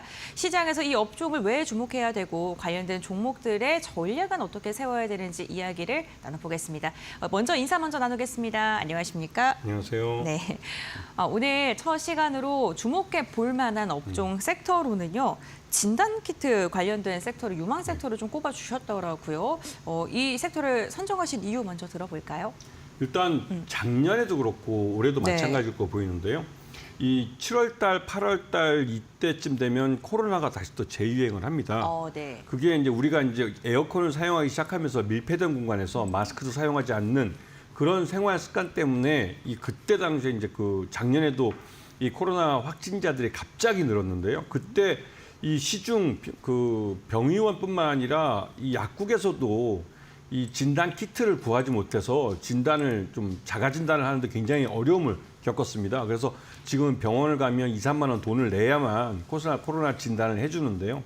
그러다 보니 작년에도 이 시기쯤에서 이제 7, 8월 달 돼서 이 코로나 진단 키트 관련주들이 굉장히 주가 많이 올랐습니다. 실제 실적도 좋아졌었고요. 그리고 요번에 같은 경우는 얼마 전에 엊그저께 뉴스가 나와서 보시고 아시겠지만 중국 쪽에서 또 홍콩 여기서 이 코로나 확진이 이제 확진자가 또 대량으로 발생하기 시작했습니다. 이게 특히 이제 홍콩에서는 코로나 사망자도 발생하면서 이게 또 하나의 이제 공포감을 주고 있는데요. 전반적으로 시장이 이 코로나라는 이 감염병이 뉴스를 타면 이 진단 키트 정도 진단 키트에 대해서 이 투자자들이 거의 뭐 학습 효과가 돼 있기 때문에 묻지마 매수세가 들어오곤 합니다. 근데 이게 이제 몇 년 전부터 2, 3년 전부터는 이게 여름과 겨울에는 이제 독감과 함께 코로나가 찾아오고 여름에는 에어컨과 함께 무더위와 함께 코로나가 찾아온다는 말이 생기듯이 계절성을 갖기 시작했습니다. 그렇기 때문에 여기에 대해서 대비를 좀 하실 필요가 있는 것이죠. 그리고 뭐 신종 바이러스라고 할까요? 니파 바이러스에 대한 이야기도 진단키트 관련 기업들에게는 호재로 작용하는 것처럼 움직임을 가져다 주는데 이 부분은 어떻게 보실까요? 그 니파 바이러스도 새로 나온 건데요. 네. 질병청에서 7월 달에 예고를 한 겁니다. 근데 중요한 점은 이 니파 바이러스는 굉장히 그 치사율이 높은 그래요? 지금 감염병입니다. 네. 그래서 아직까지 국내에 유입되지는 않았지만 인도나 이 동남아 지역, 그 말레이시아 같은 무더운 지역을 여행하시는 분들은 주의를 하셔야 되고요. 요번에 이제 질병청에서 7월 달에 예고를 했기 때문에 1급 법정 감염병으로 지정이 되고 이 지역, 이 니파 바이러스가 퍼진 지역을 갔다 오신 분들은 반드시 거기에 대한 검사를 하셔야 됩니다. 그렇기 때문에 여기에 대해서 또 우리나라 이제 이 진단 키트 업체들은 분자 진단이라는 걸 기술을 갖고 있습니다. 기존에 네. 서구에서 갖고 있던 진단 기술보다 한 단계 더 앞서 있는 것이고 여기에는 우리나라 IT 기술이 접목되어 있는 것이죠. 그렇기 때문에 우리의 앞선 IT 기술이 접목돼서 그러니까 바이오 기술과 접목이 돼서 만들어내는 게 이런 진단 키트들인데요. 누구보다 먼저 이러한 변이 바이러스나 새롭게 발견된 바이러스에 대해서 진단 키트를 만들어낼 수 있는 기술을 갖고 있습니다. 그렇기 때문에 우리나라 진단 키트주들이 전 세계적으로도 이름이 굉장히 알려져 있고 인지도 높고 기술력도 인정받고 있는 그런 현실이지요. 네, 알겠습니다. 어쨌든 우리 시장뿐만 아니라 세계 시장에서 국내 진단키트 관련 기업들의 기술력을 인정받고 있다라고 이야기를 해주신 만큼 관련된 종목들을 좀 선별을 해보도록 하겠습니다. 시장에서 진단키트 이슈가 있을 때 움직이는 테마성 움직임을 가져가는 종목들이 너무나도 많기 때문에 종목 선별을 굉장히 잘해야 될 것 같은데요. 먼저 첫 번째로 진단키트 관련 기업 중에서는 수젠텍을 좀 선정을 해주셨습니다. 어떤 기술력을 갖고 있을까요? 이 수젠텍이라는 회사는 그 연구소에서 만드는 이런 네. 진단, 그러니까 연구소에서 주로 그 다루는 진단 키트뿐만 아니라 우리가 가정용으로 사용하고 있는 그 우리가 자가 진단이라는 거지 않습니까? 네. 양쪽을 모두 갖고 있습니다. 그리고 다시 한 번 말씀드리면 연구소에서 만드는, 그리고 또 이 대형 병원에서 있는 이런 그 검진 센터 같은 데 다루고 있는 그런 진단 키트를 만든다는 건 그만큼 기술력을 인정받고 있는 그런 회사라는 의미입니다. 그리고 이 회사가 만드는 이 다중면역 블롯이라는 건 그만큼 앞서 있는 기술을 갖고 만든 진단 키트이기 때문에 가격도 굉장히 비싸죠. 그만큼 이 회사의 실적이나 또 기술적인 면이나 이런 면에서는 굉장히 인지도가 있는 회사고, 실제로 지난 여름에도 코로나가 재유행했을 때 먼저 진단 키트를 시장에 내놓을 수 있는 그런 회사였습니다. 그리고 이 회사가 만든 이 자가 진단 코로나 진단 키트는 굉장히 민감도가 높기 때문에 다른 무엇보다도 먼저 이런 코로나들을 잡아낼 수 있는 그런 검증 변별력이 굉장히 좋다는 것이죠. 그리고 실제로 이 현장에서 우리가 이제 그 어떤 환자들이 많이 있는 현장에서 이러한 그 진단 키트를 통해서 찾아낼 때, 이런 때 이제 현장 진단 키트라고 해서 POCT 키트를 말을 하는데요. 말이 좀 떨리는군요. 근데 실제로 이러한 것들을 가장 빠른 시일 내에 대량으로 양산할 수 있는 기술을 갖고 있는 회사입니다. 그래서 이 회사 같은 경우는 그러한 기술력을 바탕으로 시장에서 인정을 받고 있고, 실제로 매수가는 한 7,000원, 목표가는 11,000원 정도 작게 가져가지만 손절가 6,500원 둘 다 짰습니다. 하지만 이게 요번에 어저께 뉴스를 탔던 그 중국발 또 홍콩발 이런 코로나 변이 바이러스가 국내에서 발견됐다는 뉴스와 함께 이런 환자들이 다시 늘어난다는 보도가 나올 경우에는 이 목표 주가를 더 높이 올려볼 수가 있습니다. 다른 키트 업체와 다른 점은 그동안 지난 한 2년여 동안 코로나 진단 키트 이 시장이 굉장히 좀 작아지고 있었는데요. 그 작아지고 있는 과정에서도 양산 기술을 그대로 갖고 있고 양산 능력을 그대로 갖고 있는 수젠텍이 그러니까 단기간에 수익을 많이 낼 수 있는 그런 회사라는 의미입니다. 네, 오늘 첫 번째 기업으로 수젠텍을 선정을 해주셨는데 독보적인 기술력을 갖고 있다라고 언급을 해주시면서 목표가 11,000원 제시해 주셨습니다. 차트를 분석을 보니까요. 우선 지난해 8월 여름철에 또 다시 전염병이 돌아왔다라는 기사가 떴을 때 강하게 상승했던 게 11,500원 단위였는데 그 조금 아래로 제시해 주셨으니까요. 참고해 보시면 좋을 것 같고요. 이어서 두 번째 종목입니다. 두 번째 종목은 어떤 종목으로 선정하셨을까요? 그 랩 지노믹스라는 회사인데요. 네. 이 업체도 주인이 바뀌기 전까지만 해도 이 진단 키트 쪽에서는 굉장히 기술력 있는 회사로 알려져 있었어요. 그런데 주인이 바뀌었습니다. 네. 이게 이제 그 PF로 바뀌었는데 사모펀드 쪽으로요. 그리고 나서 미국 쪽 시장에 진출을 해서 미국에서 이러한 뭐 신규 대규모 몇백억을 투자해서 미국에 있는 회사를 이제 클리아 인증 실험실이라고 하는데 이런 것들을 4군데를 인수했습니다. 그러면서 미국에서 이러한 코로나 진단이나 이런 감염병 진단에 대해서 사업을 해서 돈을 많이 벌겠다 했지만 실질적으로 여전히 적자를 기록하고 있습니다. 그러다 보니 진단키트 기술은 있지만 또 진단키트 기술을 갖고 실제로 수익을 벌고는 있지만 전체적으로 사업 내에서는 적자를 보고 있는 그런 회사예요. 하지만 이 코로나에 대한 감염병에 대한 여러 가지 뉴스가 나오거나 아니면 감염병에 대한 새로운 뉴스가 뜨면 이 관련해서 묻지마 매수가 유입되는 그런 회사입니다. 그렇기 때문에 하지만 이 회사는 실적으로 뒷받침되지 못하기 때문에 급등했던 주가가 곧바로 급락을 해버리는 경우가 많습니다. 그리고 이 회사 같은 경우는 그 인수하는 과정에서 4회차 전환사채를 발행해 놓은 게 있는데 이 전환가가 2,729원입니다. 네. 지금 현재 가격하고 뭐 별 차이가 없어 보이는데요. 그러다 보니 주가가 급등을 하면 이 행오버 이슈라고 그러죠. 물량이 신규로 전환사채가 주가가 행사돼서 신주가 쏟아져 나오는 그런 경우가 있습니다. 이런 부분을 굉장히 조심하셔야 되고 그런 면에서 일단은 매수가는 한 2,500원 정도를 제시해드리고 목표가는 5,000원, 여기서 한 100% 정도 상승할 수 있다고 볼 수 있는 건 예전에도 그래왔기 때문에 그렇습니다. 그리고 손절가는 2,300원 짧게 제시해드리는데 다시 한번 강조를 드리지만 이런 종목은 적자를 기록하고 있는 회사이고 또 대기하고 있는 물량이 많기 때문에 이 회사가 신주가 쏟아지면 그 뒤늦게 쫓아간 투자자들은 굉장히 크게 손실을 볼 수 있기 때문에 주의를 하시면서 살펴보셔야 될 종목입니다. 네, 알겠습니다. 두 번째로 랩지노믹스를 선정을 해주셨는데 변동성이 좀 큰 종목인 듯합니다. 지금 목표가로는 5,000원 제시해 주시긴 하셨습니다만 어쨌든 행오버 이슈라든가 이런 부분 하면서 주의에 대한 당부 말씀드렸으니까 좀 이 부분까지 참고하시면서 대응해 보셔야 될 것 같고요. 그렇다면 다음 종목 이야기를 나눠보도록 하겠습니다. 어떤 종목 선정하셨을까요? 그 엑세스바이오라는 회사인데요. 네. 이 업체 같은 경우는 기술력이 좋기 때문에 해외에도 많이 나가 있고 자회사를 네. 통해서 해외 특히 중동 지역에 이런 그 감염병 관련된 진단 이 치약을 거기다 많이 팔고 있습니다. 그래서 아프리카 지역의 말라리아나 이런 것들이 굉장히 창고를 하는데요. 네. 그 말라리아 진단 키트를 이 회사에서 또 만들고 있습니다. 그래서 이 회사 같은 경우는 자회사인 체외 진단 전문 자회사인 웰스 바이오와 함께 중동에 진출했고 아프리카 시장도 노려보고 있고 그런 면에서 전반적으로 이 회사의 그 진단 키트에 관련된 기술력은 단순히 코로나를 넘어서는 그런 범위의 그 말라리아나 독감 이런 것까지도 이 감염병에 대한 이런 그 진단 키트 기술을 갖고 있는 회사죠. 그리고 요번에 1분기 실적은 매출액 149억에 영업 손실이 56억, 단기 손실이 46억으로 적자 전환을 했습니다. 그렇기 때문에 더더욱 이 회사 같은 경우는 중동이나 이 아프리카 지역에 대한 공을 많이 들이고 있는 것이죠.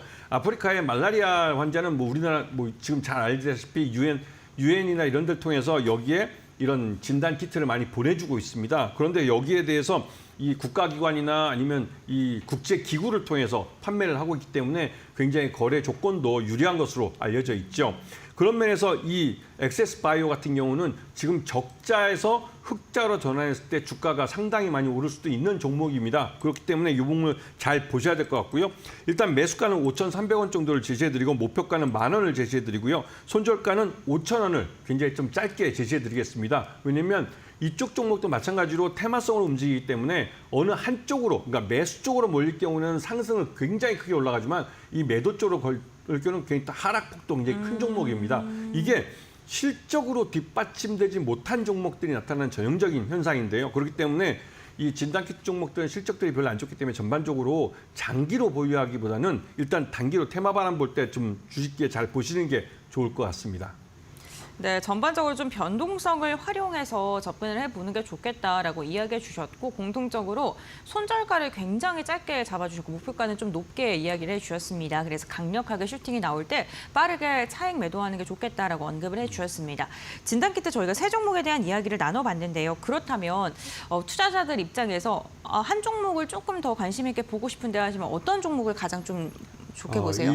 솔직히 진단키트 종목들은 대부분 다 실적이 별로 안 좋기 때문에요. 네. 여기 나와 있는 것보다는 뭐 시젠이나 이런 종목이 업종 대표주기 때문에 그럼 홀랐죠. 그거를 특히 왜 안 들고 오셨어요? 시젠 네. 같은 경우는 이 코로나가 예전에 네. 우리 코로나가 팬데믹이 났을 때처럼 네. 팬데믹이 나면 전 세계적으로 이 질병에 대해 감염병이 퍼지는 겁니다. 그럴 때 시젠 같은 경우는 제일 먼저 진단키트를 내놨고 시장에서 이에 대해서 전 세계적으로 이 판매량이 급증했습니다.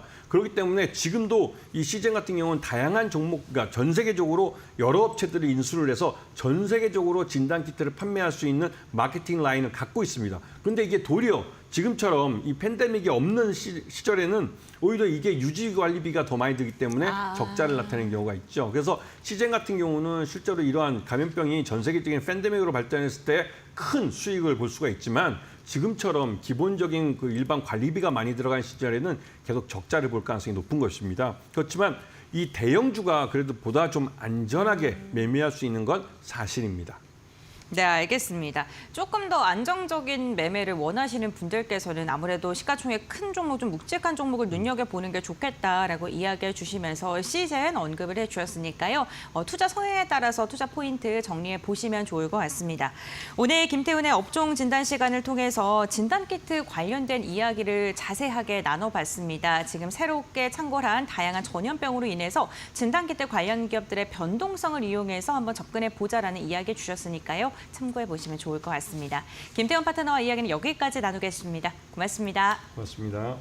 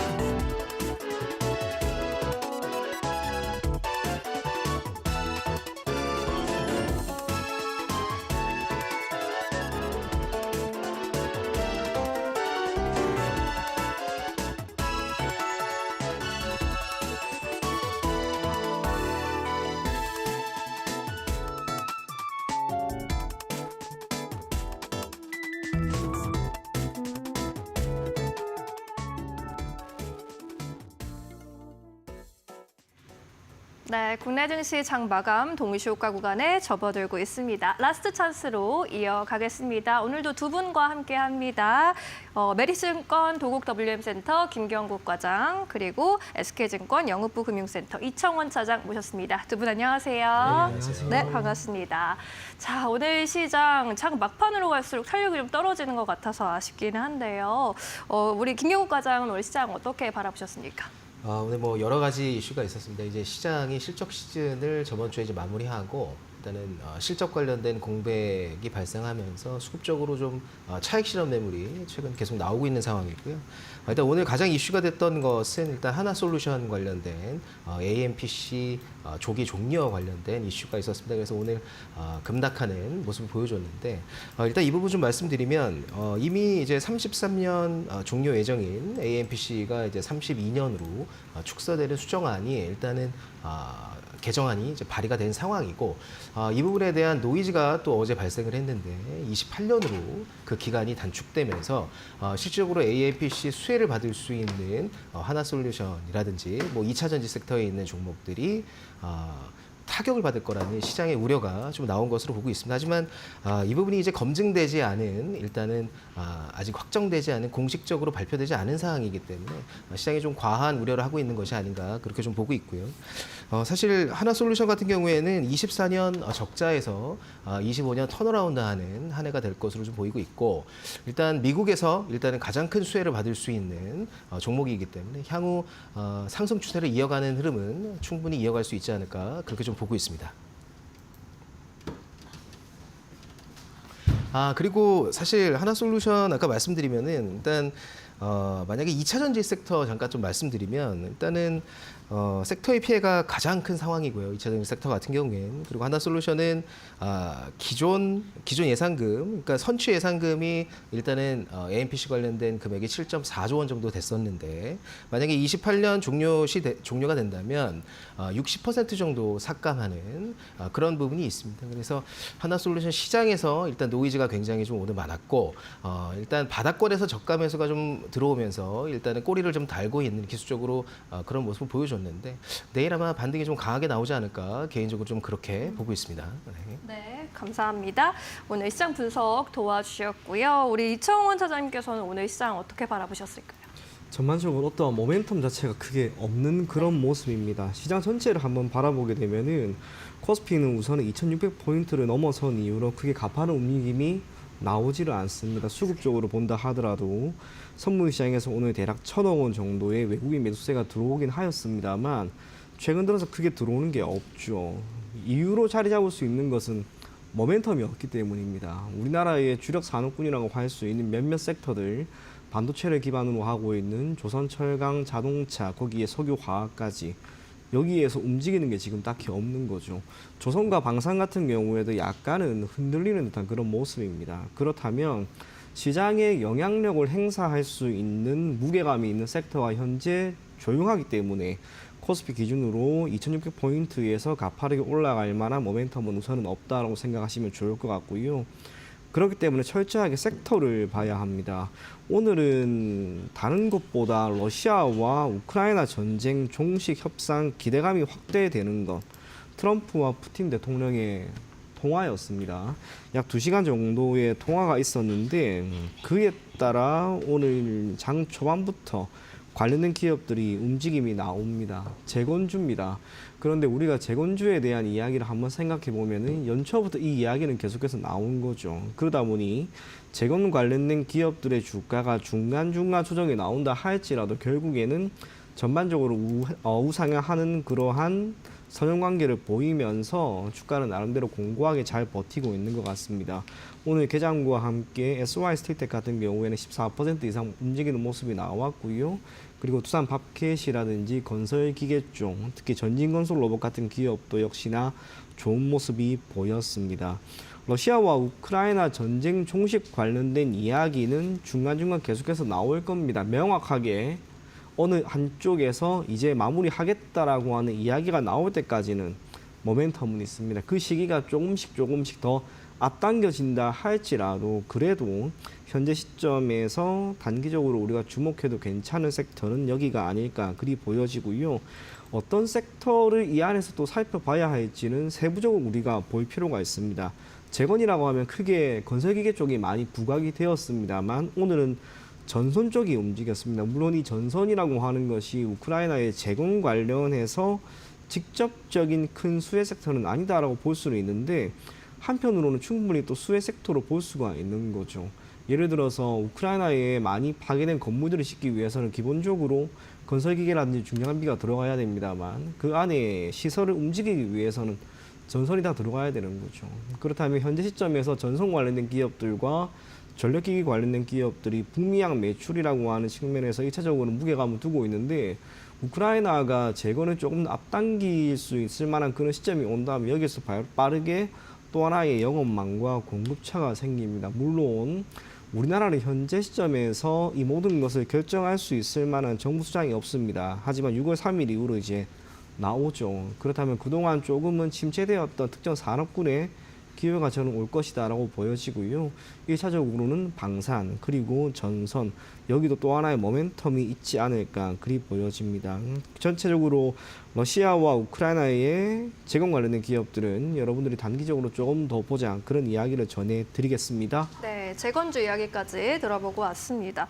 앞서 이제 과장님께서는 IRA 법안 관련 이야기도 해주셨고 2차 전지도 좀 짚어주시면 좋을 것 같아요. 오늘 2차 전지주가 또 일제히 약세를 그렸는데 뭐 테슬라의 관련 샤오미 관련해서 뭐 출시가 된다라는 소식도 있긴 했거든요. 오늘이 이렇게 빠지는 요인은 정확히 뭔지 앞으로의 전망은 또 어떻게 보시는지도 궁금한데요.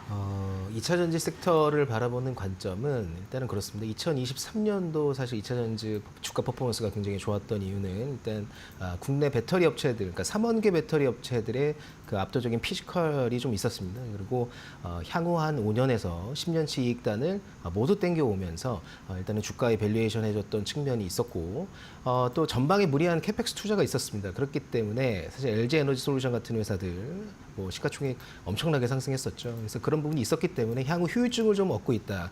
지금 상황은 2차 전지 섹터는 전방의 수요 부진이 완벽하게 드라마틱하게 돌아서지 않는 이상 일단 개선되기 좀 어렵지 않을까 좀 그렇게 보고 있고 아까 제가 말씀드렸다시피 또 AMPC 관련된 조기 종료 그러니까 AMPC 지급을 조기 28년에 지급을 종료한다는 루머도 오늘 돌았기 때문에 센티적인 측면에서 좀 굉장히 안 좋게 2차 전지 섹터가 반영을 해주지 않았을까 이렇게 보고 있고 당분간은 2차 전지 섹터에 있어서 좀 보수적인 접근이 필요할 것으로 일단 예상하고 있습니다.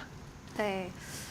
알겠습니다. 이청원 차장님께서는 2차 전지 섹터는 오늘 흐름 그리고 앞으로 전망 어떻게 보고 계십니까? 네, 그리 안 좋게 봅니다. 네. 연초부터 시작을 해서 주가는 역시나 밀리죠. 큰 틀에서는 1차적으로 보조금이 폐지된다라는 가정 아래 LG엔솔도 마찬가지고 SK온까지 실적이 과연 턴을 할 수 있을 것인가 어려울 겁니다. 이 보조금에 대한 부분이 없어진다면 실적을 철저하게 그들이 가지고 있는 영업이나 판매 이를 기반으로 해야 되는데 지금 이 산업 자체가 좋지 않은 거죠. 전방 산업이라고 할 수 있는 전기차의 판매가 원활하게 이루어지는가? 그러지 못하죠. 최근 테슬라의 실적이 그걸 말해줍니다. 그러한 상황에서 최근 2, 3년 정도 전부터 LG엔솔 같은 경우는 2027년 기준 미국 내에서 셀에 대한 캐파 물량이 급격하게 늘어날 것이다라는 전망이 나옵니다. 하지만 여기에 대한 공급이 원활하지 않다면 결국에는 그 모든 것에 대한 투자는 과잉 투자로 우리가 요약을 할 수가 있습니다. 기업의 실적을 조금 더 훼손시킬 수 있을 만한 변수다라고 하는 거. 하지만 삼성 SDI 같은 경우는 다행스럽게 북미 쪽보다는 지금 유럽 쪽을 조금 더 공략을 하고 있는 상황이기 때문에 상대적으로 낫다 하더라도 2차 전지 셀 업체가 1차적으로 부진하다면 필연적으로 그 아래에 있는 소재 기업들, 뭐 에코프로나 에코프로 비엔가 같은 기업들이 크게 개선될 만한 여건은 저는 없다 그리 보여집니다. 오늘 주가도 좋지 않은 거죠. 에코프로 같은 경우에도 그리고 에코프로 비행 같은 경우에도 대략 5에서 6%가 밀립니다. 거기 에코프로 같은 경우에는 52주 신저가가 나왔고요. 에코프로 BM도 이제 그 정도 수준에 있습니다.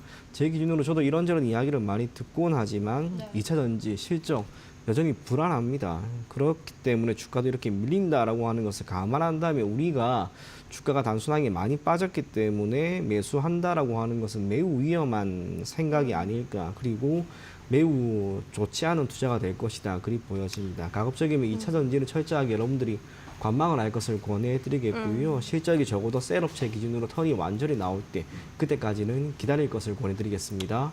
네, 두 분의 의견이 좀 겹쳐지는 부분이 많이 있네요. 2차 전지 관련 의견까지 전달해 드렸습니다. 오늘 코스피 지수의 경우에는 장 막판으로 갈수록 힘이 좀 떨어지면서 현재 보합권에서 마감 기다리고 있습니다. 약 보합권까지 내려왔고요. 2,600포인트에 걸쳐 있는 모습 마감 기다립니다.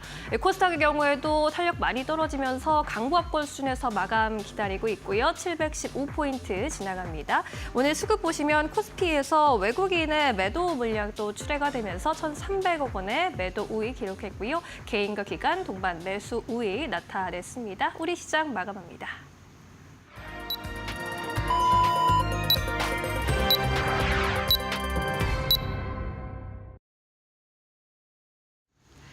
네, 5월 20일 화요일장 우리 시장 장이 끝났습니다. 후반으로 갈수록 다소 아쉬운 모습을 보이면서 시장이 종료가 됐는데요. 트레이딩 뷰를 통해서 전반적인 종목의 마감 분위기 함께 살펴보시죠. 네, 우선 유가증권 시장의 흐름 살펴보겠습니다. 빨간색 볼을 그리면서 마감을 한 게 하락 마감이고요. 초록색 볼이 상승 마감을 뜻합니다. 굉장히 혼조세가 나타났다는 게 종목을 보더라도 확연하게 느껴지는데요. 우선 전자 기술 쪽 보게 된다면 삼성전자 상승 마감, SK하이닉스 2%대 강세로 반도체 기업들의 힘은 좋았습니다. 다만 오늘도 방산주 약했습니다. 하나 에어로스페이스가 오늘 2.8%가량 하락했고요. 조선주들도 하락하면서 한화, 오션 역시나 1.5%가량 빠진 채 마감을 했습니다. HD 현대중공업도 6%가량의 약세로 마감을 했습니다. 2차 전지주는 약한 모습이 나타났었고 원전주는 강한 모습이 확인되면서 섹터 안에서도 엇갈리는 움직임 살펴보시면 좋을 것 같습니다. 금융 관련된 섹터는 오늘 전반적으로 혼조세 펼쳐졌습니다. KB금융과 신한 같은 경우에 상승 마감했지만 메리츠 금융지주는 한 걸음 쉬어가는 분위기였고요. 현대자동차 빠졌고 기아 같은 경우에도 0.3% 소폭입니다만 하락으로 마감을 했습니다. 네, 그렇다면 코스닥은 어떻게 마감했을까요? 코스닥이 상대적으로 강세를 보이긴 했습니다만 종목별로 보게 된다면 역시나 혼조 양상이 펼쳐졌고요. 바이오 관련된 기업들이 대거 포진되어 있는 의료기술 쪽 보더라도 빨간색과 초록색이 섞여 있는 모습이 확인되고 있습니다. 대장주는 약했고요. 오늘 반면에 펩트론과 같은 비만 치료제 관련 기업을 중심으로는 강한 모습, 의료 미용 관련 기업들은 좀 엇갈린 모습이 나타났다는 점 체크해 보시면 좋을 것 같습니다. 비만 치료제 가운데에서도 삼천당 같은 경우 6%가량 빠지면서 섹터 안에서도 좀 다소 다른 움직임이 종목별로 차별화 장세가 펼쳐졌습니다. 다만 공통적으로 조금 약했던 걸 보게 된다면요. 오늘 에코프로비엠과 같은 2차 전지 관련 기업들의 낙폭이 시장의 하방 압력을 굉장히 강하게 줬고요. 반도체 소부장 관련 기업들도 전반적으로 부진한 모습이 나타났습니다. 엔터주들은 선방하는 움직임으로 마감을 했습니다. 네, 이렇게 전반적으로 마감 시장 분위기를 저희가 살펴봤고 지수 따라 어떻게 마감했는지 함께 살펴보시죠.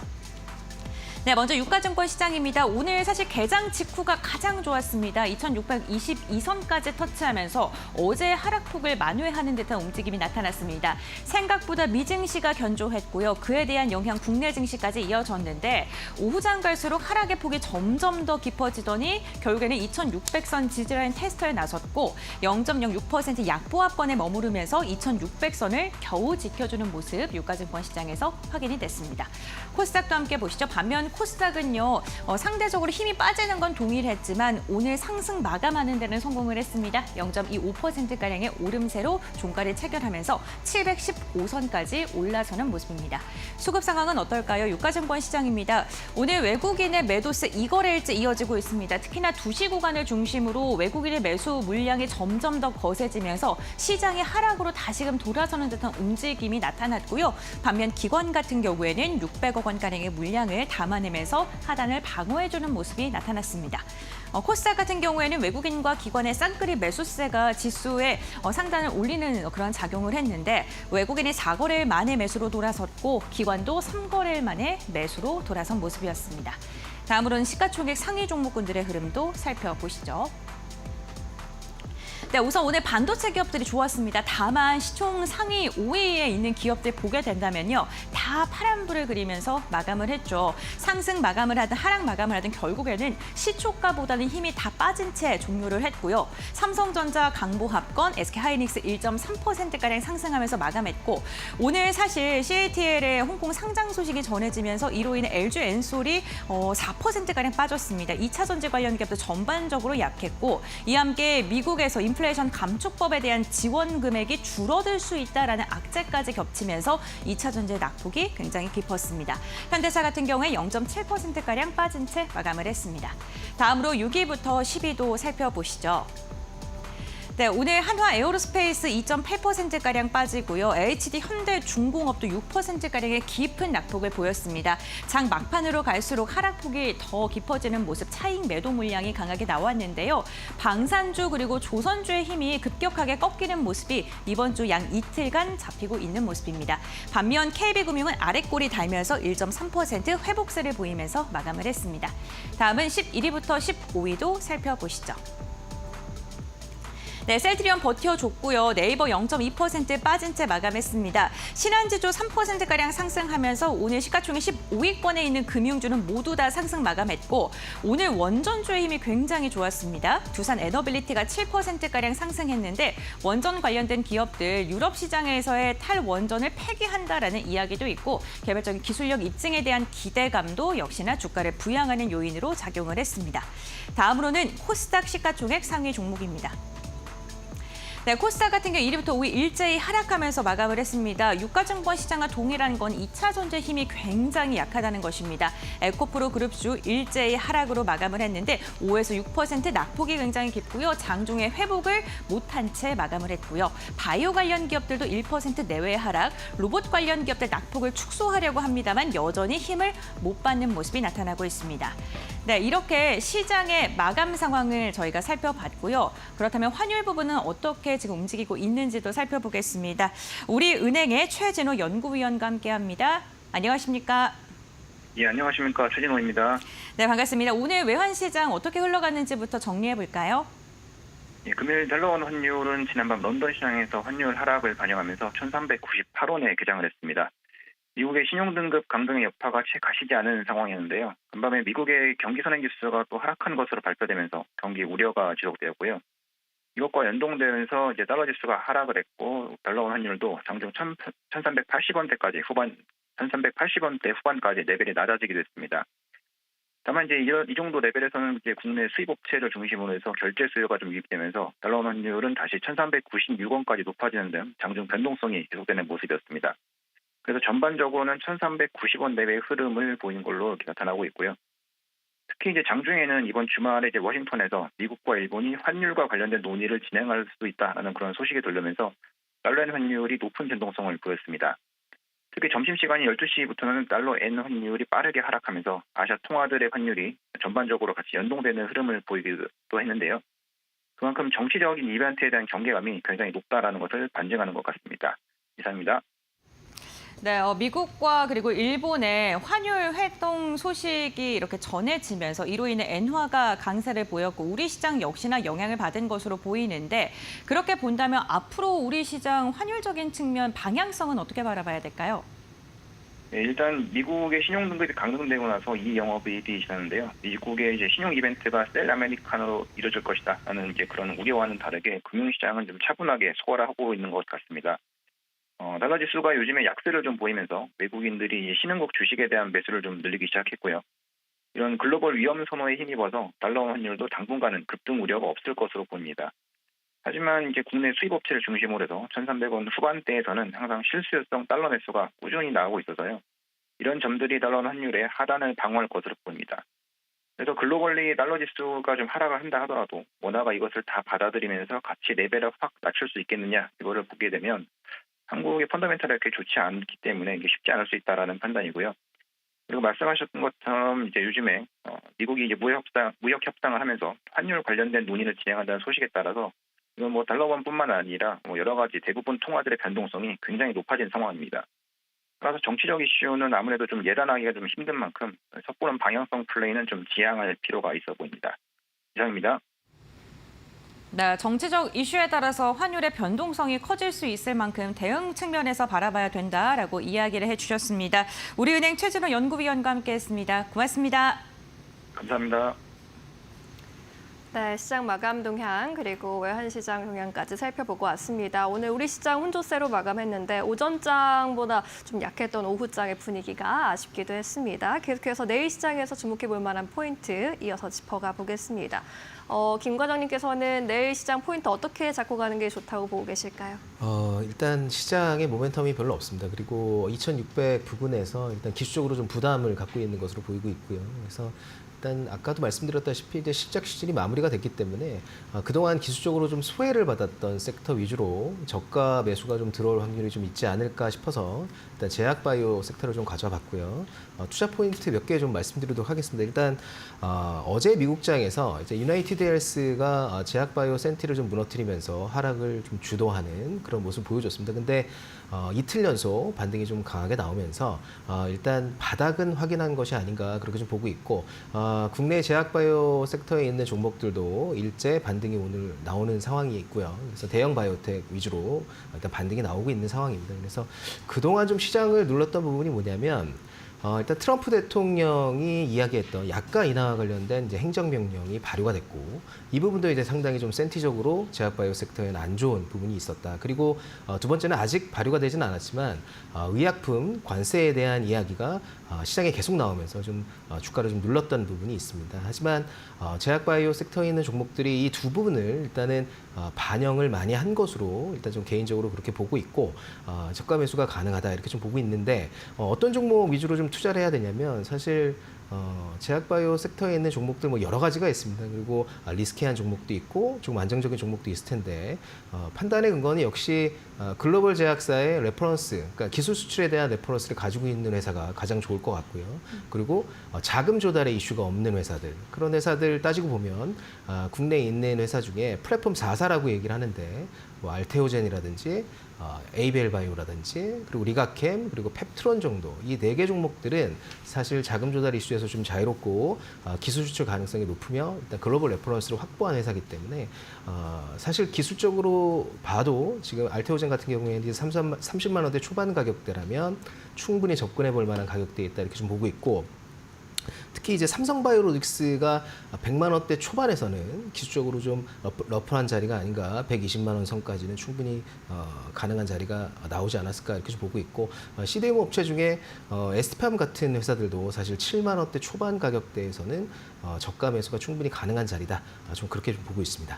네, 좋습니다. 제약바이오 섹터 안에서 해법을 좀 찾아볼 수 있겠다. 내일장에 대한 제안을 좀 해주셨습니다. 이 차장님께서는 내일장 포인트 어떻게 잡고 가는 게 현명하다고 보실까요? 시장은 보지 말고 섹터를 보면 될 것 같습니다. 시장은 지금 미국의 신용등급 하락이라고 하는 변수로부터 자유롭지는 못합니다. 물론 2015년으로 제가 기억을 하는데요.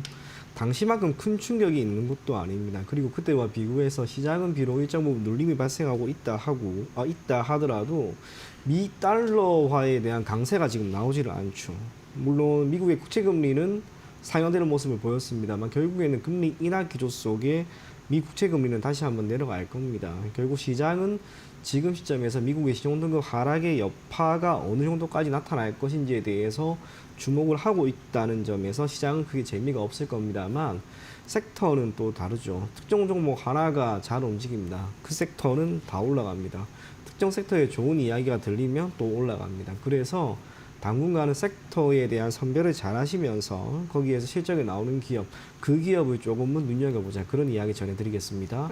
실적이 잘 나오는 섹터 위주로 보자라고 이야기를 해주시네요. 그렇다면 종목으로 좀 압축을 해보도록 하겠습니다. 앞서 제약바이오 강조를 해주셨는데 김경국 과장님께서는 제약바이오 들고 오셨을까요?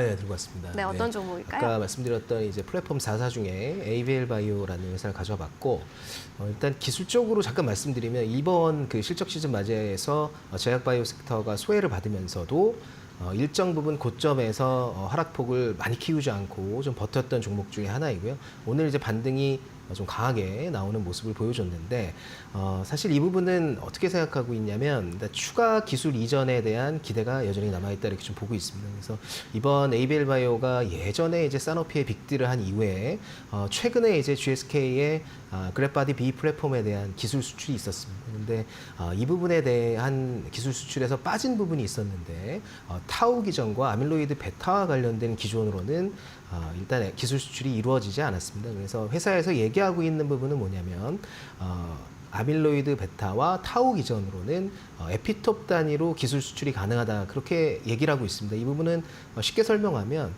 이 두 기전으로 잘게 쪼개서 여러 개의 기술 수출이 가능하다 이렇게 좀 생각하시면 될 것 같은데 시장에서 가장 좋아하는 부분이죠. 기술 수출 하나로 끝나지 않고 작지만 여러 개가 나올 수 있다는 점에서 상당히 주가를 좀 빠뜨리지 않고 최대한 좀 견조하게 움직이고 있는 모습이다 이렇게 좀 보고 있고 두 번째는 일단 BMS 관련된 모멘텀이 좀 있을 것으로 보고 있는데 면역 항암제 관련된 일단 임상 결과 발표가 예정되어 있습니다. 그리고 BMS의 옵디보와 관련된 면역 항암제 부분에 있어서도 기술 수출 가능성이 굉장히 크다 이렇게 좀 보고 있기 때문에 에이벨 바이오 최근 주가 흐름도 괜찮고 현재가에서는 매수가 좀 가능할 거로 보고 있고요. 목표가는 지난번 고점을 넘어서는 8만 원 정도까지는 충분히 가능하지 않을까 그렇게 좀 보고 있습니다. 네, ABL 바이오 전고점 넘어서는 수준까지 8만 원까지 전망을 해주셨습니다. 우리 이청원 차장께서는 어떤 섹터 잘 골라야 한다고 하셨는데 어떤 종목으로 압축해 보셨을까요? 저는 화장품의 실리콘2입니다.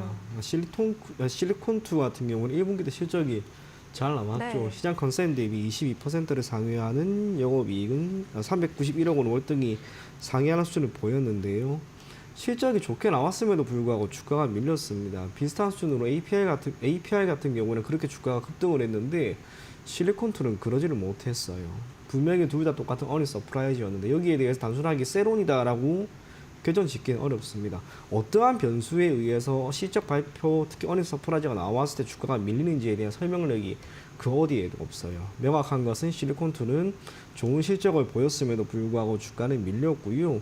이러한 좋은 실적에 영향을 미칠 만한 변수는 영업망의 변경입니다. 판로가 지금 개척이 되었죠. 지난 시기 북미와 일본향 매출이 화장품 기업들의 주된 관심사였습니다. 하지만 이게 이제 꺾였습니다. 특히 북미 같은 경우에는 상당히 많이 줄었는데 그 감소된 폭을 유럽과 중동에서 지금 다 채웠습니다. 동사 같은 경우에는 지난 1분기 기준으로 북미향 매출보다 유럽향 매출이 월등히 더 높았고요. 중동과 인도네시아 등에서도 원활하게 판매가 지금 이루어지고 있습니다. 덕분에 영업이익률이 20% 수준까지 다시 한번 회복이 되는 모습이 나왔고 기타 화장품 섹터에 있는 여러 기업들의 주가가 현재 시점에서 괜찮다라고 하는 것을 감안한다면 실리콘2만 배제하고 주가는 오르지 않을 것이다. 그리 보여집니다. 재고자산이 큰 폭으로 늘었습니다. 재고자산이 늘어났다라고 하는 것은 당연히 추가적으로 판매를 할 수 있을 만한 물량을 사전에 확보했다라고 하는 것으로 볼 필요가 있지 않을까라고 보여진다면 1분기 때 보였던 사상 최대 실적이라고 하는 것은 결국 2분기, 3분기로 지나갈수록 더 늘어날 것이다. 그리 보여지고요. 주가 흐름 한번 보시게 되면 결국에는 오늘 11% 완전히 세웠습니다. 실적 발표가 나온 날 주가가 이렇게 밀렸을 때만 하더라도 와 이거 왜 이렇게 되는 거야. 그리고 이후로 주가가 조금 더 밀렸을 때 냉정하게 한번 생각해 보면 실적이 잘 나오고 경영 환경도 괜찮은데 주가가 밀렸습니다. 이럴 때 아니면 도대체 언제 매수할까? 그런 심리가 오늘 다 들어오게 된 거죠. 덕분에 주가는 11.65% 올랐고요. 기타 기업들, 화장품 섹터에 있는 많은 기업과 큰 차이 없이 저는 무난하게 주가는 결국 다시 한번 올라가지 않을까 그리 보여집니다. 실적이 잘 나오고 경영 환경도 우호적입니다. 그 안에 보이는 영업이익률이라고 하는 것도 훼손된 것도 없고요. 재고자산도 괜찮다는 거 감안했을 때 당연히 우리가 좋게 접근할 필요가 있다는 거. 목표 가격은 47,500원, 손절 가격은 37,500원 제시해드리겠습니다. 네, 좋습니다. 실리콘2에 대한 의견까지 정리해봤습니다. 자, 이렇게 주가 공략주까지 들어봤고요. 내일장 한마디 간략하게 듣고 정리해보도록 하겠습니다. 먼저 김 과장님은요? 일단 이번 실적 시즌과 관련돼서 시장에 좀 소외를 받았던 제약바이오의 약진이 기대가 된다. 내일은 그렇게 좀 보고 있고요. 그래서 짧게 제바의 기환 이렇게 좀 정해봤습니다. 제바의 기환 좋습니다. 마지막 한마디는요? 네, 저는 섹터 선별에 집중. 다른 것보다 섹터를 잘 봐야 됩니다. 그래서 네. 그렇게 정리하겠습니다. 네, 좋습니다. 두 분 여기까지 잘 참고해줘서 내일장 전략 세워보시기 바라겠습니다. 두 분 이제 여기서 인사드릴게요. 자세한 설명 고맙습니다.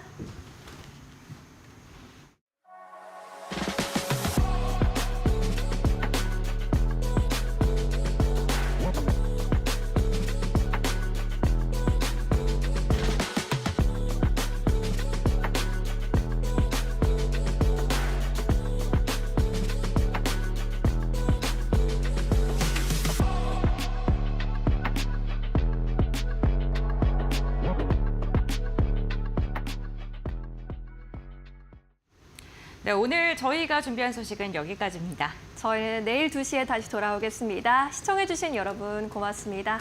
오늘도 내일도 파이널 샷!